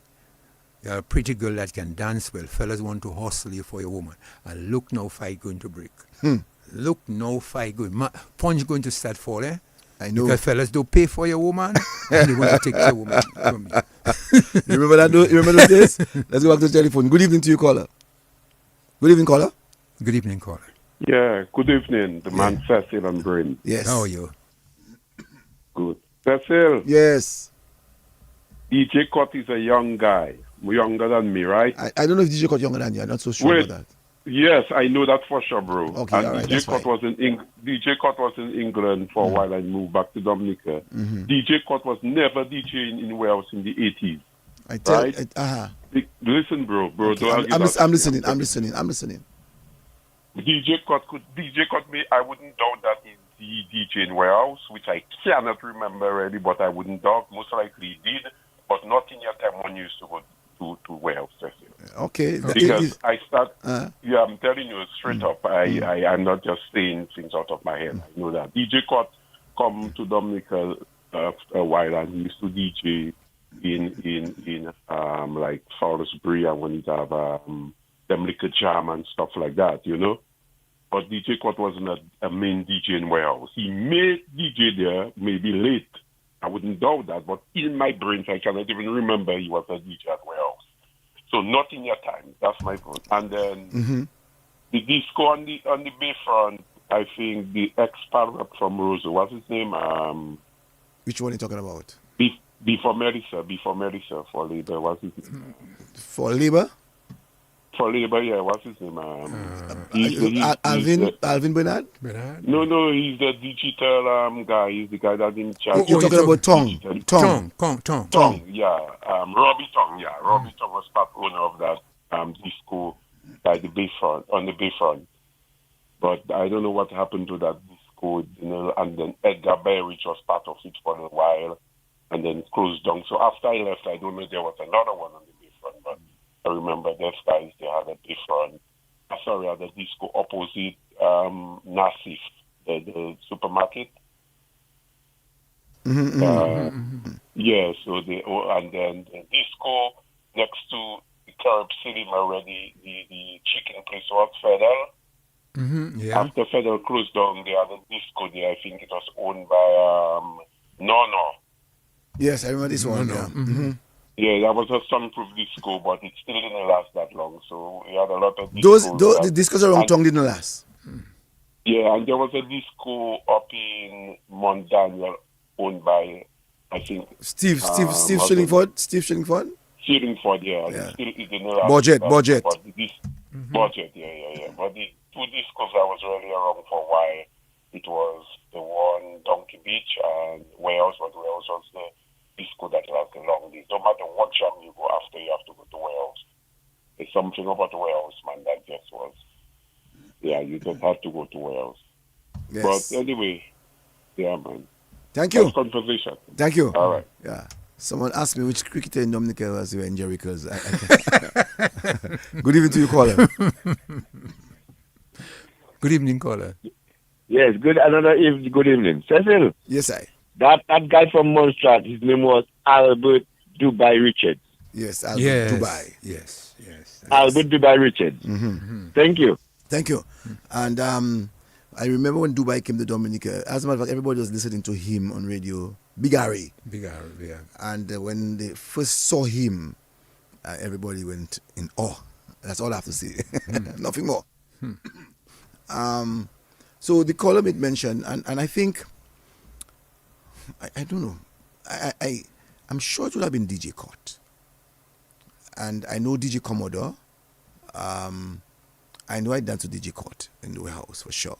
I know I danced to DJ Cott in warehouse. I wish that DJ Cott could call, if someone could get him to call me. Because I saw him recently in Dominica. Yes, he was a young guy in our time, but he was spinning that wax like crazy. I remember him very well. DJ Commodore, yes, I did do quite a lot with DJ Commodore in the 80s too. So I need to get that clear. Let me ask you, Yes. Ted Dilly ever jam in any of the discos now? Boy, that I don't really know. I really, I never follow that, I think he did a stint one time at Nightbox. Mm-hmm. Because Because he and the guys of Nightbox were very close. Yeah. I think he did a stint with Nightbox because I knew he himself also did MC stint as well. Yes. You know, he was also an MC Yeah. of some of the carnival shows, Calypso shows. So I think he did a stint at Nightbox. I would like to know if the discos that were there in Portsmouth. And there are a few other areas in Woodford Hill. Woodford Hill, yes. I know. So in the 80s, we had quite a lot of discos into the mid 90s. Right. We saw the decline of discos. But we saw after after Storm Erica, after the Storm Erica night, warehouse went, and that was the end of Solomon Grundy. Yeah. So right now you can't even see even the foundation of Nightbox. As a matter of fact, as we speak, I think that's where this that place of Issa is right now as we speak. Well, on the other side. Yeah. But the original Sportman, you can't even see because remember Nightbox, that disco was basically in an abandoned mill, Yes. Warehouse. Warehouse. Yeah. And I could never understand how that flooring never collapsed. Caved in. But it was a very nice spot for entertainment. Someone asked me earlier on, who is the cricketer? With the Jerichos? With the Jerichos. Yes, and you know who? Help me. He was a fast bowler for Dominica. He also played for the West Indies as a fast bowler. Are you talking about, Norbert Phillip? Norbert Phillip, you're very correct. Norbert Phillip. Yeah, man. I know the guy. I mean, he had his house up there in, where is that? Point Michel area, on top of Point Michel. I don't know where his house is. Lubia, somewhere. Yeah. But Norbert Phillip was the the Jericho. Was the Jericho's cricketer. Yeah. Yeah. So it was quite. You know the Hambrin? Remember Hambrin? Point Michel? No, Hambrin was in Goodwill. Hambrin. Where was that? The Hambrin. That's what someone just said to me. The Hambrin. I can't remember that. Was that up there by Lindo Park? I can't Lindo remember. Park, I can't remember a disco by the Lindo Park. Hambrain. I can't remember Hambrain. I remember the name Hambrain, but I can That only name- I can only relate it to Roseau Valley. Okay. Was there a disco in Trafalgar? I don't know.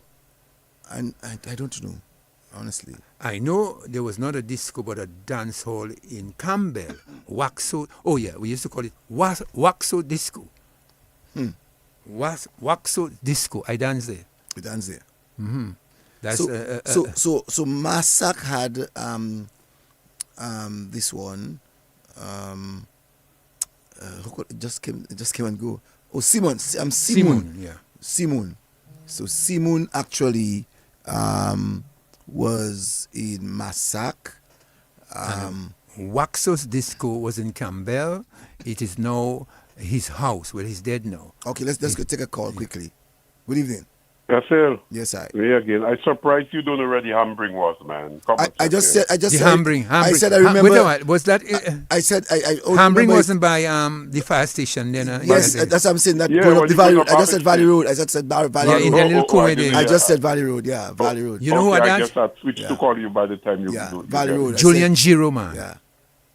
And Cecil. Yes. DJ cut DJ in the warehouse from 97 to 2000. He was the main DJ. That's why I saw somebody said, but No, but you say about the 80s, and I tell you, DJ Cut was young. Let's forget about the year. I may not get the year correct, but I'm telling you that I know DJ Cut when I was going to warehouse dancing to his music. I know that So for when sure. I used to go warehouse, I never used to see your warehouse, and I started going warehouse late. My brother, let me tell you, I plenty older than you, know. You're gonna tell you're mad. That's my point. I'm plenty older than That you. is my point. And I'm So- telling so you, that's what I'm and I'm saying. telling you, That's my point. on a Friday night with my good buddy, Jolo and myself used to go warehouse. Because warehouse was in the Friday night jam. Warehouse was Friday and warehouse was Friday and Saturday. Good times of Friday and Saturday was warehouse. Well, it's the same area, it's the same thing, same You're building. mistaking stuff. No, I'm getting old then. Yeah, probably getting old. Yeah, Yeah, but you get it. but I know on a Friday night, I'm sure someone is going to correct you. I know on a Friday night, yes, there was good times. Good times where we had food and eat and drinks and so on. Good times. But I know that warehouse, we had a Friday night. On a Friday night, we had disco on a Friday night. It wasn't just only this Saturday. This Saturday was the bigger night. So I don't know what you say in Snapper, but I'm just telling you. So the Hambrain, as we were saying, was where this defense force guy was living on Valley Road. Roberts, I think that's Ronnie it. Roberts? No, not Ronnie Roberts. No, Roberts. His father. He had a funny voice. I know. Living on Valley Road there. I remember The that. Defense Force family. No, the one on Boyd's Avenue was not called. The one of Giro was not called Hambrain. What was it called? I can't remember the name. But there was a discotheque. Yes, there was a disco right there. Right by the inside. pipe. By the pipe. Yes, right. I'm sure someone will be able to help us with this one. That too didn't last very long. So Roseau, the Nightbox was the one in the Roseau area that stayed the longest. The flagship. The one of Karam downstairs. It lasted for a little while after Hurricane David. It lasted for a little while. Also too, where else in Roseau had a disco? As we said earlier on, where the NDFD is, there was a disco. Where Courts is, there was a disco. I'm trying to remember the others that I would remember. Where by the Bayfront downstairs. Ashley wasn't giving him Ashley Roberts. Ashley Roberts. That's the name, Ashley Roberts. That's where Ashley Roberts used to be living in that area. There was a disco. There was a disco. Right. By the lodge. By the lodge. Yeah, by the lodge place there. So we're in Roseau again. Had a disco where we talk about the Bayfront had downstairs there in the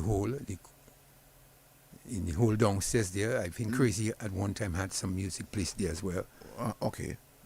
So we had quite a number of discos around Roseau, but now we have nothing. You know, but the good thing about the discos, right? When you on a Friday night, night box used to really swing. How you would dress? Yeah. To get there, how people dressed? Boy, You had bell bottom. as boys, I can't remember if we had bell bottoms and gun and mouth. so on. What? We just had to dress. You know, fellas, wranglers. How was your hair? Jericho? No, I not. Afro? As I said, I did not Jericho. I did not Afro. I always felt I like to cut my hair. I always like to cut my hair. How were the girls dressed? Boy, them girls always used to have their pants. No dress. The girls, they were very modest. And the thing about it is that when you go to the discos in those days, you have to carry a girlfriend. If you don't and you go and ask a girl to dance, she has to know you very well. You check? Okay. You check? So you have to come with your lady inside that place. Very interesting. But someone told me that the one on Boyd's Avenue was called Playpen. Okay. And that person was even close to the Playpen. And I think we said earlier on about his adopted father, something to him, Braffett, where the Hambrain used to be. Let's take that call quickly. Good evening to you, sir. Good evening. Cecil, Yes, sir. the first original disco in Jamaica was called Like a Fet. That's what Pee Wee had in Cocktail area, Like a Fet. Like a Fet. And how comes you forget that? You don't know where Hambrain is? Hambrain is right adjacent to the Windsor Park. That Green Indian guy, Hambrain? and have that fullback on Boyd's Avenue. Man. Oh, you said Windsor Park. Oh, yeah. Yeah, and then you had the ham is in Goodwill. next to the Itos. That's by the Giro. And how comes you forget BAB and Ed Daly? These were the stalwart original GD for Boys night box. Yeah. But it was pretty fascinating. I'll tell you something. At night, I don't know if you get vaguely, you can't see, but you go to those places and you have a good time. But daybreak or during the day, just pass, have a look at where you used to go in the night. But it's unbelievable. Unbelievable. Just all the discos you name about in town, most of them, just look at Washerfoot and come. It's like a little shop. Just look at them. You go to Nightbox, thinking about Rennick, thinking about that. Wash your foot and come inside in Point Michelle. It is no more than 10 by 15. It's a little bar. It's like a little bar. shop, Yes. a rum shop. Yes. But those guys, it's just creativity. Their parents had, the means of selling stuff, the liquor, make some money now. So they just get the song system organized. And Dominicans from them, they are the sound of music. That's it. You're on your feet. And that's it. Chicken selling, rum selling, woman dancing, man shaking, That's it. Let me ask you a question, caller. How many of them would you have attended? I basically went to most of the aforementioned discos. Yeah. I went all over. Aqua Kid, Sunset Terrace, Nightbox, Warehouse. A little stint. I just went by my chicken by Washerfoot. That wasn't a dancing hall for me. Countryside, nah. But in Roseau, yes. Just name it. Yeah, I patronize. Yes, for sure. All right. Yeah. All right. Yeah. So the caller is like me. I didn't go roam far because at that time you have no transportation. But man used to mop. Believe you me. Some man used to walk, and some man used to mop. And when you get, especially when you get to warehouse, you have to monitor some people that you think you can get a VIP from. You can bomb a ride. You can bomb a ride from. So you in the dance. You didn't carry any girl. You're trying to see if you can get a girl. But while you're doing this, you're watching to see the person that you want to get a VIP from, if that person is moving out. As soon as the person goes out, you find yourself going there next thing the person going in the bar. So, but you have to veil the person. Right. Are there any times when you went to the disco without a lady and you found one? Most times you'd go to the disco without a girlfriend. Because as a young boy, you're searching. You want to have as many as you can. But also too, The girls at the time, their parents were tough. Boys were like coward and they would get the opportunity to go out. But the girls, and although they would hear next day that you were in your house, they would question you if who you were. Sometimes they would get to know. I don't know how girls get to know those things, and they would make their noise. But they know they are the number one, so they don't really bother. Sometimes. So when you go to the disco and you did not take a girl, your favorite girl, to that disco, you should get news that you're out in a disco with another lady? But you're not going and look. The thing about it is you're not living with another lady. You wasn't living home and go and tell a girl you're going to come and get her to go to warehouse. Because one, you do not have ride. So you can say yourself. You go in there hoping to meet a girl and you're asking her to dance. And simple way of doing it was sometimes we go in there. Sometimes, most times those girls you see there, they're a little older than you. A little older than you, so you'd go in their ears and say, "Can I get a dance, please?" You have to always say that. Or you go in front of them and you stretch your hand. Now, if they know you, sometimes even if they know you, they're turning their back on you, many times. So sometimes you go to a warehouse, you pay your $10, hoping to get a girl to dance with, and you never get a girl. You never get a girl. You just stay on the side monitoring them. No, you're dancing. You're dancing, especially those days, they used to play a lot of zouk music. There's a lot of zouk so you're music. dancing by yourself. And a lot of music from Antigua was being played. There are these Calypsonians from Antigua. Burning Flames, to a certain extent, at that time Burning Flame was heavy. And so you had Burning Flames, you had zouk music. Especially when zouk came on, zouk is about 14 minutes.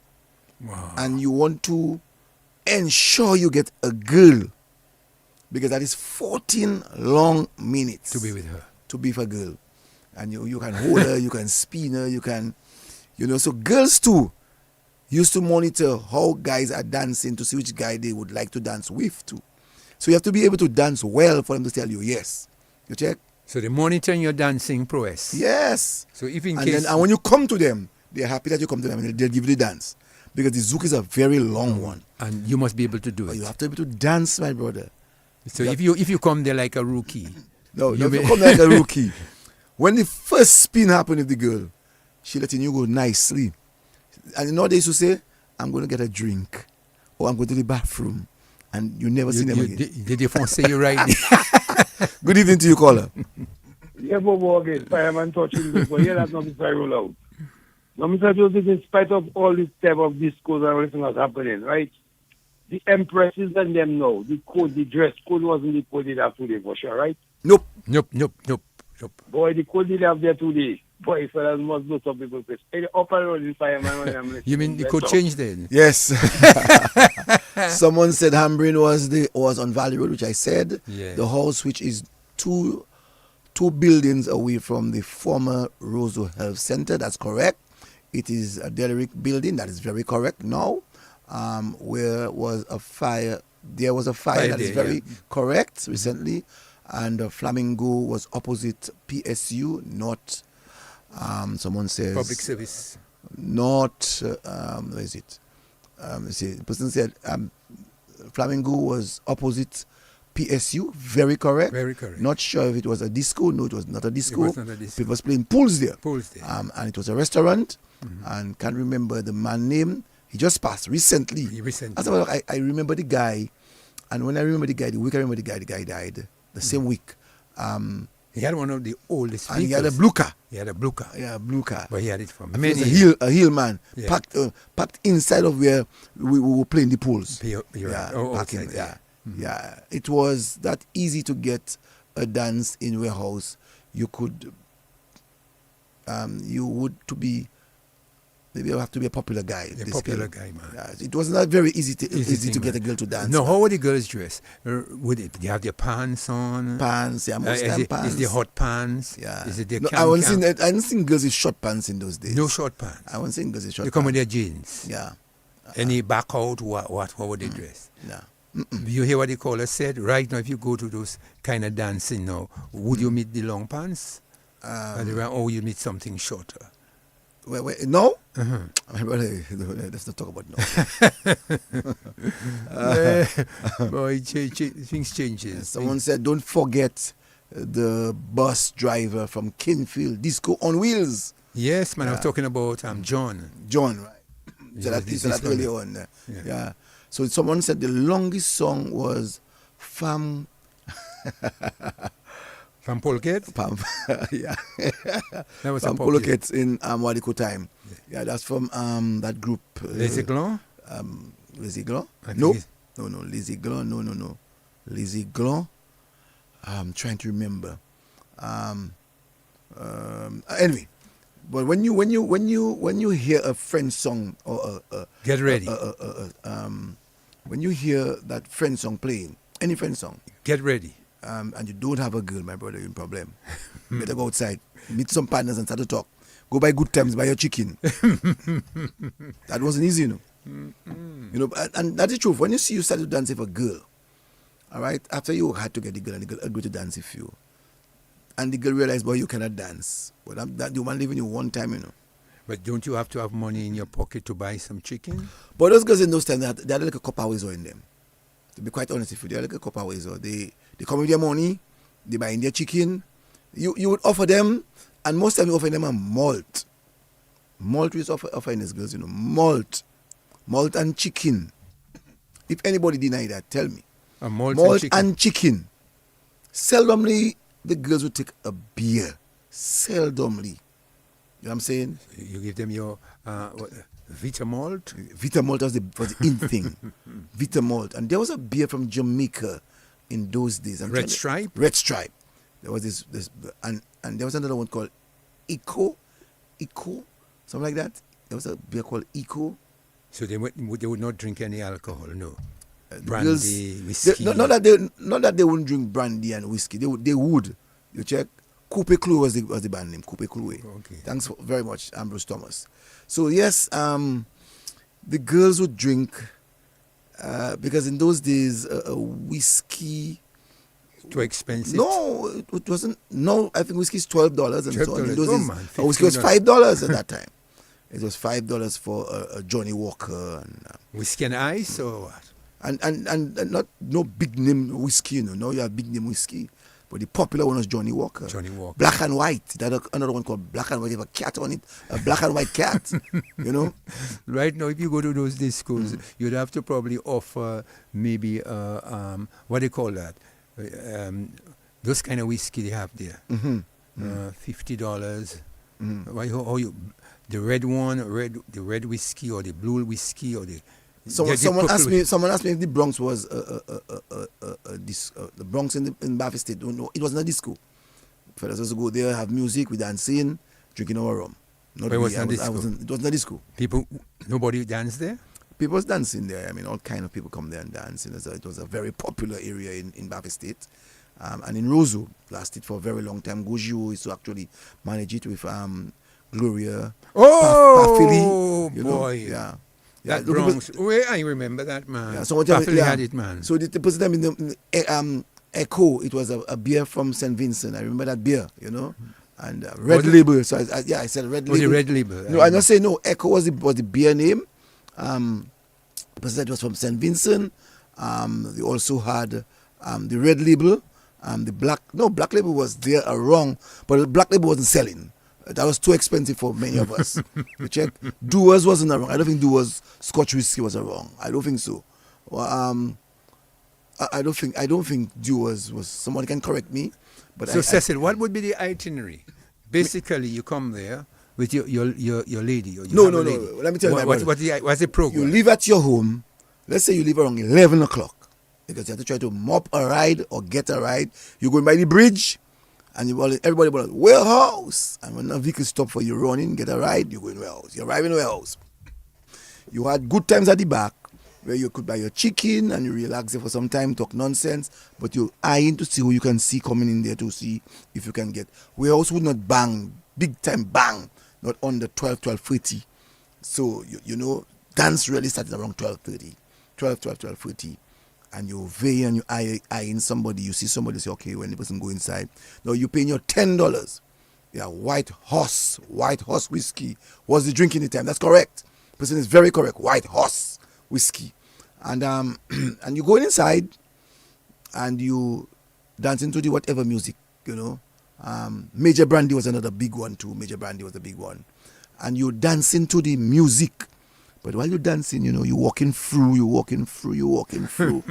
And when you see, and there was dark. Don't ask me how we used to make out those faces, but there was dark. And our girls could dance. And when you see they put their hand like that, their hands on their chest, and one hand outside, just look for it. They want to dance with somebody. A verity, they want to dance, but they have a vary. A big vary. And so you're waiting when a coupe cloué come. You had coupe cloué in those days. You had that fella from Guadeloupe. Oh my God, that's guy from Guadeloupe. Very popular guy from Guadeloupe. Yes, let's take the caller. Good evening. Frankie Vesa. Yeah, good evening. Yeah, house disco was my favorite sport when I Where? Tell us. House disco was my favorite dance part. My favorite dance place when I used to live at Buffett Street. It used to be really nice, very respectful. You could get a bus to go and you'd ask it to tell you what time to come back. Or if you go with some friends, you know, and it used to be really nice. Very respectful. Let me ask you a question. A lot of French songs used to play, as you see, and in those days, what you call it, and them was really, so people were kind of happy to have those French songs because those Zouk used to play often. But those were nice days, man. When you go in there, you used to feel good, and according to the people you meet there, you used to feel important, man. You know? Let me ask you a question. Yeah. Did you used to choose the fellas you want to dance with, or you sometimes? No, if I was playing and I go on the floor and somebody come and dance with me, they don't have to touch me. They just have to dance and leave a big space between us. But Patricia,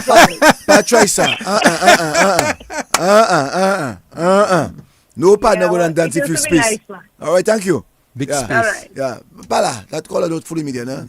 So you're on one side of the fence and the other one on the other. The kind of music has been played in warehouse. You think you have time to have the partner one place and you another place. Pala. That one I remember music of Luc Leandre, Frankie Vesa, and we used to play that nice the Zouk. But you also have a lot of compa.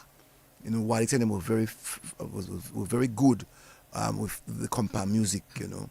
And playing that every time you go to their action, every time you go to their activity, they would play their compa. Even we had a number of record shops in Roseau. Yeah. You see where, well, it's no longer there. That building is no longer there. Where the Eric's Bakery used to be, and that guy that used to sell the chicken and so on in that restaurant there. And you used to have Daru's record shop. Daru record shop. Mm-hmm. You also had outside of Daru record shop, and you had a person who said, "Good evening, caller, you're live." Carry me. No. Carry me wasn't in this time. Sorry about that. Yeah. Carry me party at Tassa. Daru record shop. Where he would do Carry me was in the time of what's his name? This guy, Crazy T. When Crazy T saw that disco in up Lubia. Lubia area. Yeah, Cascomfort area. Opposite to Cecil Road. Yes, correct. What you say now? No, I'm saying where Daru used to have his records, his 45, his LPs, and then he had the tips. Right. So you had Daru record shop, you had Wadi Koli. Wadi Koli used to be where, I try to remember the first, I think they were on Kennedy Avenue. Somebody can help me to juggle my mind. But I think they were first on Kennedy Avenue where Cecil Hector, I think I'm right, where Cecil Hector used to have his shop. They used to be in that area there. I think maybe the same place or where Cecil Hector used to be, Wadi Koli used to be there. Then they moved to another area on Independence Street and River Street and Independence Street. Next to or opposite Favorite's Feed. They used to be there big time. They were really tough, how would I say that, tough group with music. You know, they were really, really, really, really good. On Carnival Monday and Tuesday, believe you me, everybody was waiting for Wadi Koli. I remember when they had that song of Gordon Henderson, Tre Yo Pu Yo Maji. that became Sunika with Treyo. That became a road match. That was a road match, and I think that year, because they got road match, it brought some kind of problem, and since then they put calypsos. Good evening to you, caller. Yeah, I'm back again. Yeah, I just want to I appreciate the correction from the person. Yeah, I got caught up with the flamingo and Ambring. Whoever corrected my input, I'm thankful for that. Yes. But let's go further. We forget Ayub Karam and Manikou at Trafalgar. Manikou is Trafalgar. Manikou. Yes. That's a big name. Yes. Manikou. That's big. Yes. But that's maybe in your time, not in my time. But I know of the Manikou. As a matter of fact, I was going to church at that time, so I couldn't go. My brother was going to church at that time. I couldn't. I did not go to Manikou. I went to Agoutin instead, not Manikou. I heard about it. You know, when I was young, I heard about those places, but I didn't know. Yeah. I wasn't 14. I wasn't of age to attend. Manikou is up Palm Grove. Yeah. That was big. Yeah. Trafalgar. Yeah. Thanks. Right. Thank you. Yeah, Manikou. Well, I was going to church as a young boy. So there's no way I could go to Manikou. No way. That was big. I would have been about maybe 12 years, 13 years. That was big. Manikou was a big name. Big name. So, someone says, if you want to see ladies run and sit down is when a slow song going to play or playing like many rivers to cross. And they're running because so girls don't want no guy to hold them to dance to kind of slow thing. No boy. But I wasn't hearing that in the disco really, you know. Used to get reggae, a lot of reggae used to be played. Yeah. But when you get a soft one, and you women go and sit down, used to have a lot of disco songs being played. Dennis Williams, Donna Summers, a lot of disco in those days. The disc jockey guys used to play a lot of this music, and that's where we ourselves were more or less freeing up ourselves. So when you get a reggae, and you then get a disco, then from the disco you get them soca, it was called soca music, you know, from Trinidad. And even, as I said, Antigua, you know, and then you had the Zouk music. Then you had the Sparrow. They had another Sparrow. Well, in my time, both of them. In my time, I don't think that Sparrow like that. I'm not so used to get Sparrow. Unless if that guy I just called his name, the police officer, would have been on the disco, would have been on the record. He would have played that, but you know, I'm not so sure. Someone said Salo Disco in Monrachet. I didn't know about that one. First time hearing that one. First time I heard about it. Disco fan in Tiza Maho. Tiza Ground. Where was that? I don't know. The person said Maho. I remember I think there was a disco owned by this guy in Maho, you know. Since Etienne. I think the father of Rohan Etienne. I think he had a disco, you know. Oh boy, I'm so late. Good night, gentlemen. Thank you, Goldie, your tune. We're talking about disco. By the way, Goldie, did you go to any discos? Goldie Williams. She knows herself. Boy, very interesting. Many women went to the disco, man. Many of them. And I wonder how many guys got wives at the disco. Right. But I wonder, boy, you know, Cecil, some fellas almost get in trouble when they went to disco by Melvina, you know. Oh, in Point Michel? Whee! Fight. That was a disco? That was a dance hall. Kind of disco. Yeah, man. It was a dance hall. Yeah, man. Melvina of late had she played disco. That was a big thing, man. That was a big thing. You ever danced there? I've been there several times in those years, many times. But a lot of the times they used to play some old time music, you know, long time old music, you know. Oh yes, someone said jam band music 17 plus. This was the kind. So you had jam band, you had 17 plus. You had Burning Flames. You had WCK. Well, WCK not that. You know, WCK would have been in the 90s. 90s, yeah. WCK would have been in the 90s. Jam band also would have been in the 90s. You know. So Goldie told me she went to Nightbox. Wow. Romantic in Belfast, owned by Ronald. Oh yes, Ronald Etienne was his name, right? So it was called Romantic Inn. Yeah, Romantic Inn in Belfast. Yeah, I remember this one. You think fellas got wives in discos? Yes, man. Fellas get babies in discos about wives. Fellas get babies in discos.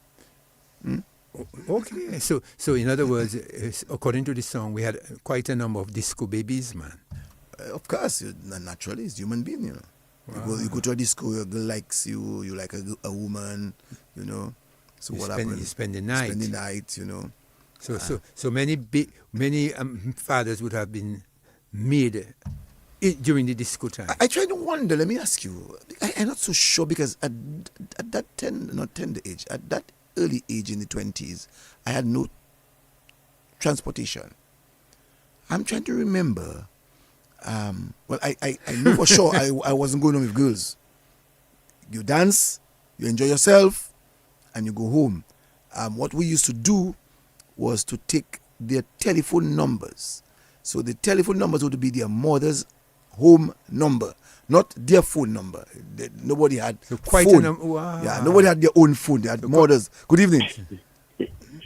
Cecil, Yes, I remember in the days of Nightbox, in the late days of Nightbox, I used to go there with Papa State guys, right? When you see we enter inside Nightbox, man, like Tulo and them man used to be mad with us because trouble. They checking them young guys coming and coupe their whooper, man. So them man, when you see we enter in there, Tulo and them guys, them grown men, they mad we come in there, man. Coupe their whooper. Yeah, The man used the word coupe their whooper.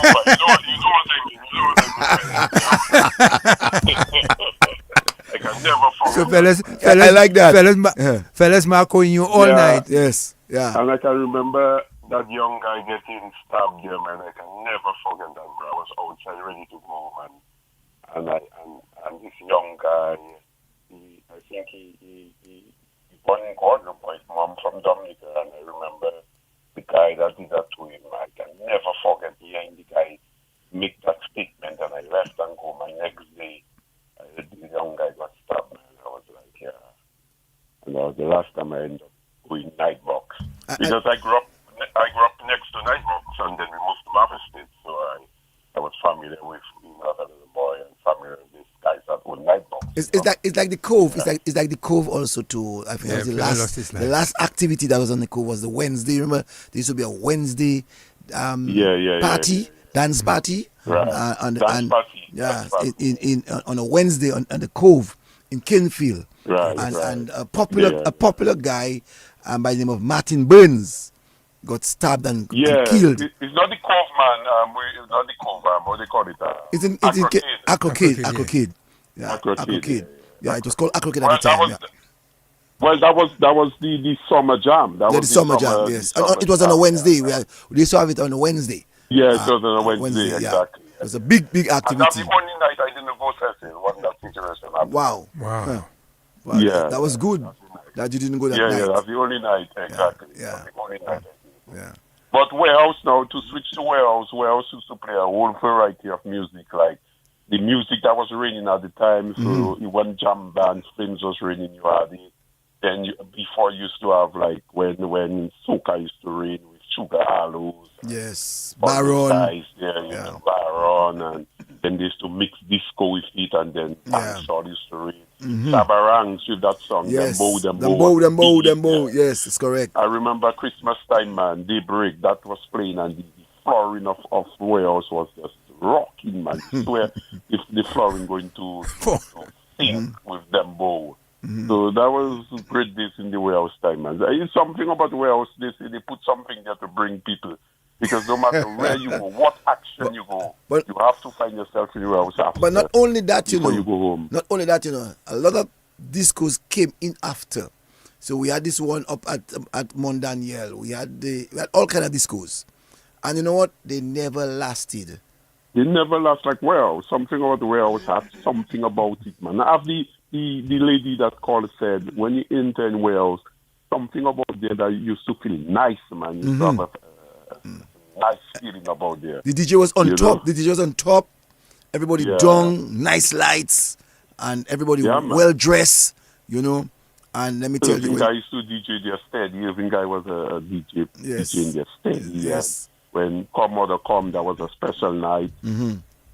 Yeah, they used to have red and white ball. You remember the red and white ball? Yes, once a year. But that was not easy. Yeah. That wasn't easy in those days. You're right. Yeah. Yeah. Good memories. Good memories. Yeah, man. Even though I wasn't going in the early days, but I still remember it. You know. Let me ask him a question. Did you ever have a disco baby? No, man. Not Mister. No. Not Mister. My mother wasn't going to this thing. I just asked. No. He's asking you if you ever had a disco baby. Disco baby. Oh no. I wasn't a hot boy in those days. No. All right then. Thanks. You know who was the master of the warehouse in Bavia State? You know who? Let me see if you remember. Master of warehouse, you said? The master of warehouse. From Bavia State. Oh my, that's a good question. You know, boy, DJ boy. Boy, but me and DJ, you're right. You know, my mention about him, but why DJ. I cancel him out? Me and him used to go a lot, but before you're right about that. Yeah, exactly. DJ so far every week. You're right. DJ. Yeah. Claude, man. Yes, Claude Joseph. DJ. Yeah, Claude Joseph.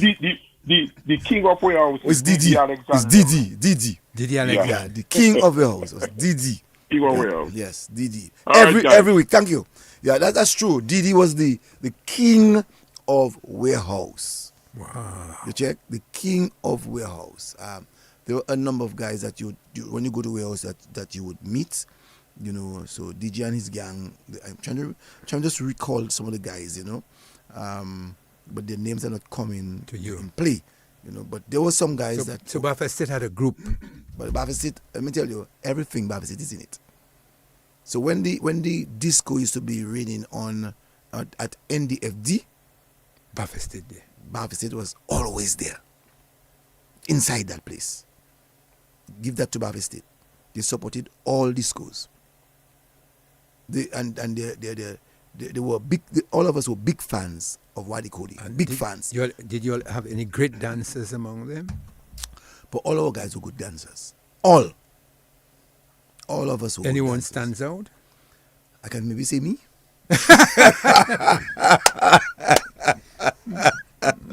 Oh, Snap, I can tell you. I can maybe say me.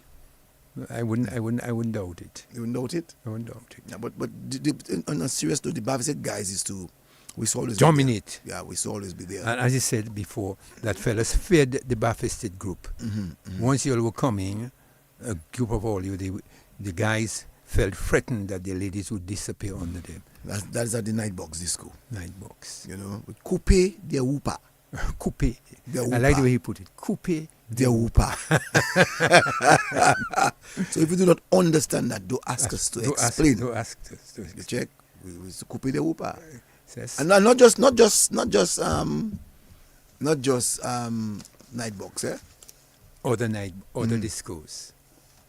Well, says we're coming towards the end. Snapper said he was a great dancer too. Okay. And someone said them Bavia State, and it's true. Someone said them Bavia State boys could dress. What? Yeah, but we were dressing. But let me tell you, we were dressing to impress. What all you had now? My brother, there was a group. There was a group that was called Wow. Snapper was part of that Wow group. The Johnson brothers were part of that Wow group. Well, there was another Johnson brothers. There was the Franklin and Shabe, and there was another Johnson brothers.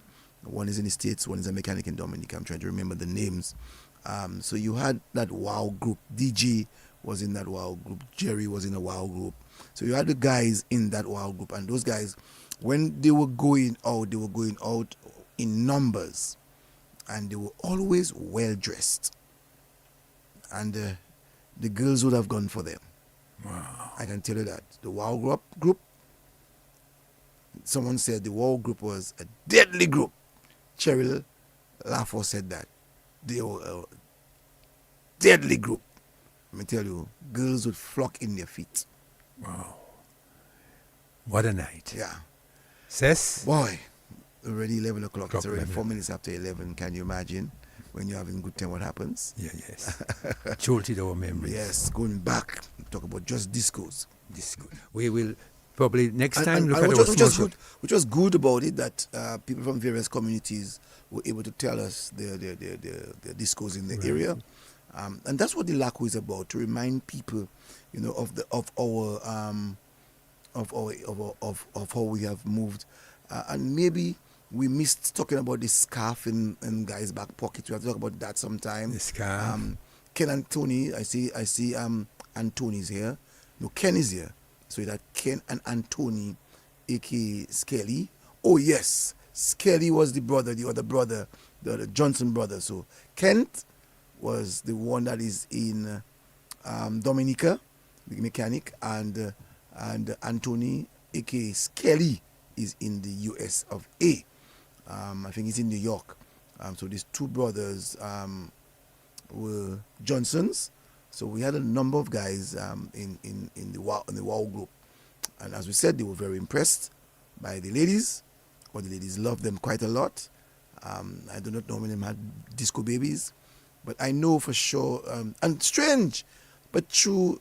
Baba said didn't have a disco, an organized disco, but we had a place where we call the Bronx, and we found ourselves at one time just gathering in the Bronx, having a good time in the Bronx, and it was something else, And someone said Cecil, every Sunday night until making me go sleep late. Oh, the person said every Sunday night you make me go and sleep late. What about the sauce party? There was any sauce party? Hold on, let's go take the telephone quickly. Good evening. Yeah, take my last call. I want to challenge you on the dress mood. Yes. With WOW. Yes. There was nothing. I don't want to take the conversation that far, but Martin Burns' decease, I think it stemmed from jealousy. Because Martin Burns was a rock star in his own right. He was. And if you were to compare people dressing, he was the best. And that's what I think brought about his demise. Some problems among the groups. Yes. Because wherever Martin Burns went, Martin Burns was a flashing king. Yes. And that created some problems. So WOW could not fit Martin Burns and Sino. Those two guys were always together. I don't know much about Sino. I don't know much about Sino, but I think Martin Burns had his own style. That's what I'm saying. He was a rock star in his own way, and that bred jealousy. Yeah. Martin Burns bred jealousy. Martin Burns must have two handkerchiefs in his various pockets, back pockets. Yeah, he have one tie on his wrist. They had the Ebony's magazine at the time. Yes. And Good he memory. was a follower of that. Yes. Mm-hmm. And then he used to sail. Yes. He used to sail. So he'd go to St. Croix, St. Thomas on vessels, and every return he would come, Yes. St. Croix, St. Thomas at that time with a flash point. Yes. And those days, Pro Kids was it. He was in everything. He was just a highlighter, put it that way. So that stemmed that bit of jealousy and rage, and that was it. So WOW were just a group of guys. They used to play like they could dress, but they could not fit Martin Burns. No. I like how you concluded that. Yes, the WOW, they couldn't outdo Martin Burns. But our guys like she and Anthony, the girls' boy, Martin Burns, in all of his rock starting, he didn't have girls. Let me tell you something, Cecil. Let's put it that way. In every area of Roseau, we had Tokers. Yes. Then you had Nick's Production Promotion. Cock Street. That was Cock Street area. Right. Tokers was Hillsborough Street. Yeah. So there was competition, in terms of liming together. And Martin Burns would come back and give us ideas. But he had the advantage of being a seafaring guy. He traveled the waters. Just got onto a vessel, get a job, and say, bro, who was the first man to wear funky jeans? Martin Burns. The carpenter jeans. And rough top. Martin Burns. And rough top. Yeah. Martin Burns was the highlight man. And that I tell you brought about jealousy. Conclusion, they could not outfit Martin Burns. Right. And that's it. Thank you. And that's why Nick's Promotion rule even up to today. You check it out. Have a good one. Have a Thank you. good one. Have a good one. So you had Nick's Production in Cock Street. You had Tokers in Hillsborough Street. You had Wow in Bath Estate. You had in how could I forget those in Solomon Lane? There was a group in Solomon Lane. So everywhere in Roseau, you had a group in Virgin Lane. What about Newtown? Well, Newtown was their own character. They had their own things in Newtown. You know, I'm talking about Roseau Central. You know, so you had River Street had their group too, and so you had various groups in and around Roseau. So as I was saying, the girls really flocked. Somebody might want to disagree. You have a call. Good evening. Disagree with me now. Good evening. Yeah, last call, Cecil. Reddick, my big brother. You write about Martin Baines and the dressing individually, but you're wrong about the situation that caused his death, because the guy that was involved in that was a very young guy. He wasn't in the war. You know, it's just an unfortunate situation that happened. You know, but it wasn't about what you think. But anyway, that was a sensitive situation. Yeah, we but can't talk about it. Yeah. The war. Our main highlight was Carnival time when we coming down. People used to wait to see what we coming with, and I remember the Newtown girls get to know what outfit we had, and they actually get to dress. They make outfit like us. We had the Hawaiian at that year, and they dress the same way we had, and they come and combine with us. That's how the wars have impacted the girls. So every year we go in disco in Point Michel. When we reach there, that was it. Everywhere. So Cecil, you're right. Wherever we go in a jam, that was it, you know. But in the gang had hotter guys, you know. But still, just when the Baptist guys enter, it was just problem.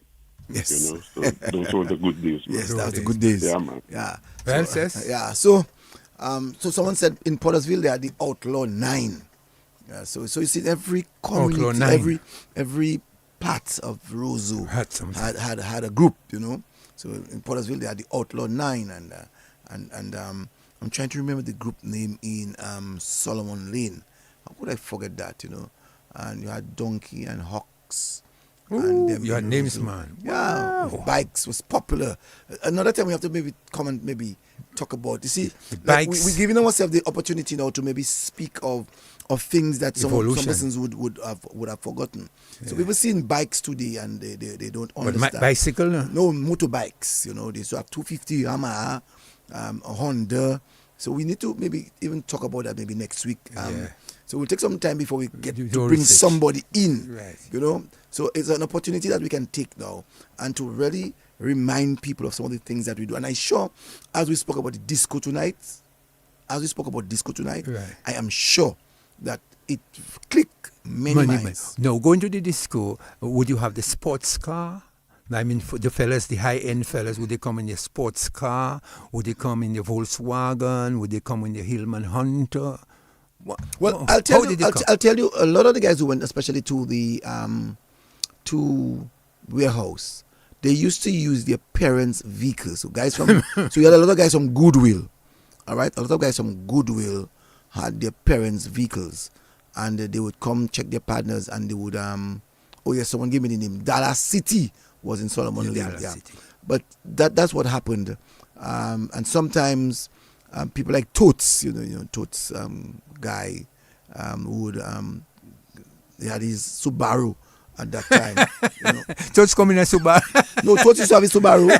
Totes was a rich fella, you know. He come with a Subaru. Good evening to you, caller. Yes, Dallas City. Dallas City, yes. I got that. Thank you. Thank you. Yeah. So Totes would come. Totes, you mean Totes in Bath Estate coming in with a... Yeah, man. Totes in Bath Estate used to have his red Subaru, you know. Totes is a fella. Let me tell you about Totes then. Totes used to go in jam, right? Totes and Sweet Roy. Before we end, I have to say that. Totes and Sweet Roy used to go to jams, and with that guy Pierre Astafans.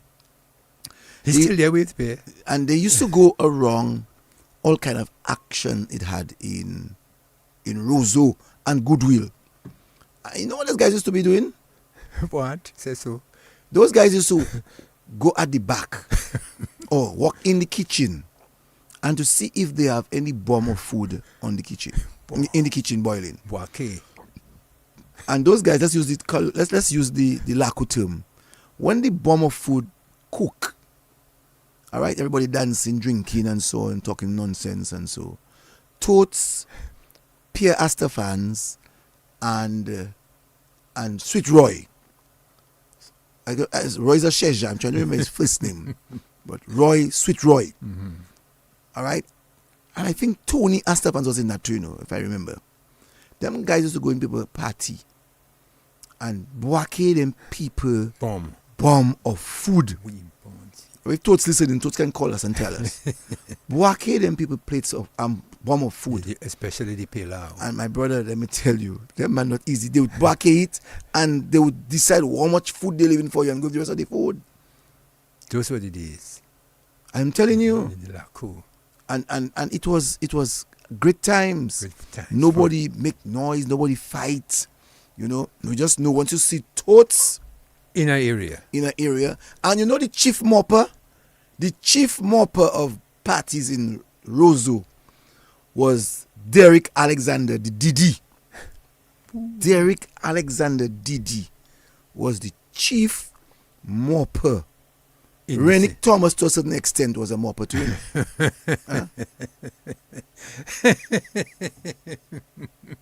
I'm telling you. So those were the days. So you had characters. Rennick, to a certain extent, was a mopper too. Okay. And so Cox Street had a few moppers. I think his brother Kelvin too was a mopper. There was this guy Desmond Piper. I'm not so sure Desmond was a mopper, but Desmond had a particular height, meaning a particular gum. He was a kind of cop-house fellow, Desmond Piper. So I'm not so sure he was a mopper.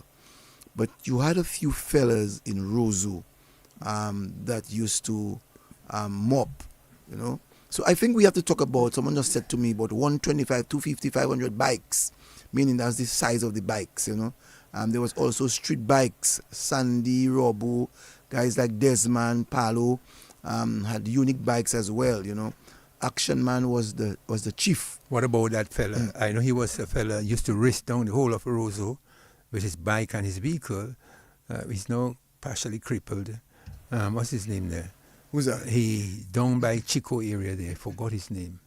We'll get him next week. I remember his name. So some fellas used to make their style with their race vehicles in the city, come with their motorbikes during the early days of my time following the discos. So Cess? Yes. So let me see what that last person said. Yes, Cecil, you're right about Sweet Roy. It was Tony Astafans.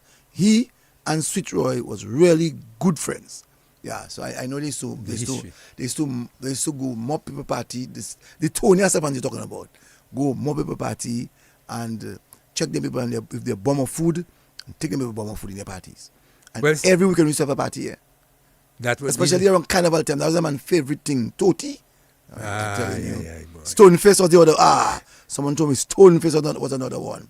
Mopping people party. You check? Mopping people party. So we will talk next week. We'll talk about bikes. And whatever. We will talk about the little shops. The little shops. Yeah, we need to talk about the little shops. We need to talk about the bikes. We need to talk about, we'll maybe talk about the communities that had their little groups. We need to talk about that. So we can know how we were as a people.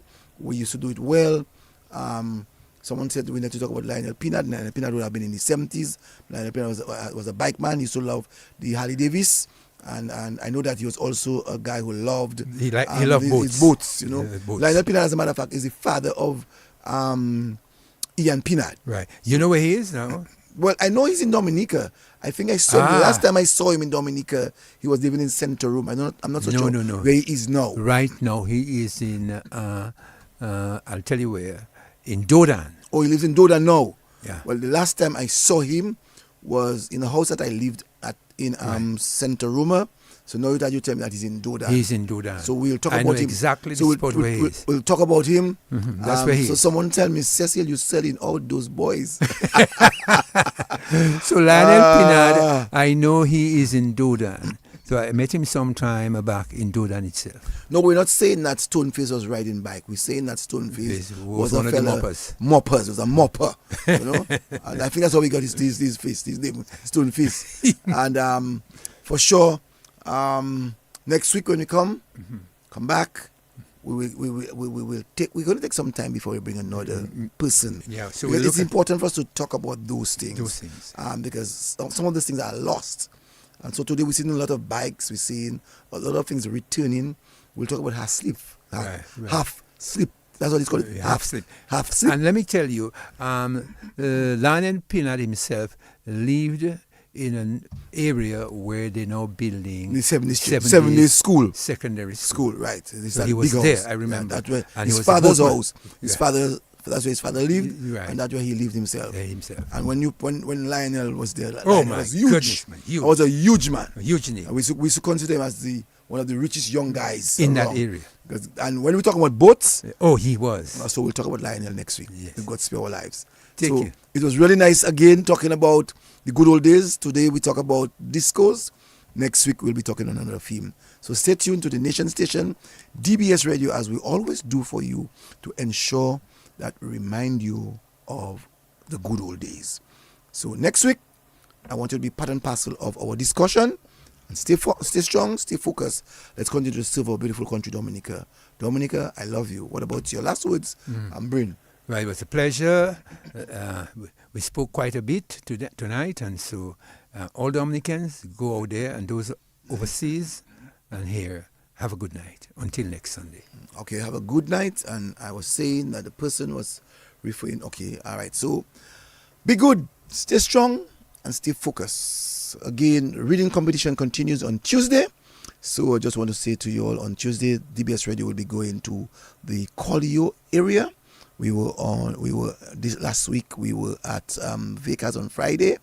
We were at on Thursday we were also at Monjon, and on Wednesday we were at Pebush. So we going to the next round on Tuesday. Tomorrow will be the inauguration of the mayor of Roseau, Lucy Bell Matthew. DBS should be carrying that live, also both on social media and on radio. So stay tuned to the Nation Station, DBS Radio. Have a good Sunday night. God bless you. Been homeless. It was like it was getting too much for me, so I had to go down to the mental health clinic. Wasn't sleeping at all. I was just trying to survive at the time. Phil tells me that hearing from lawyer James Netto was a happy surprise. I never make up for the amount of time that I've lost with her, but all I can do is to do the best that I can.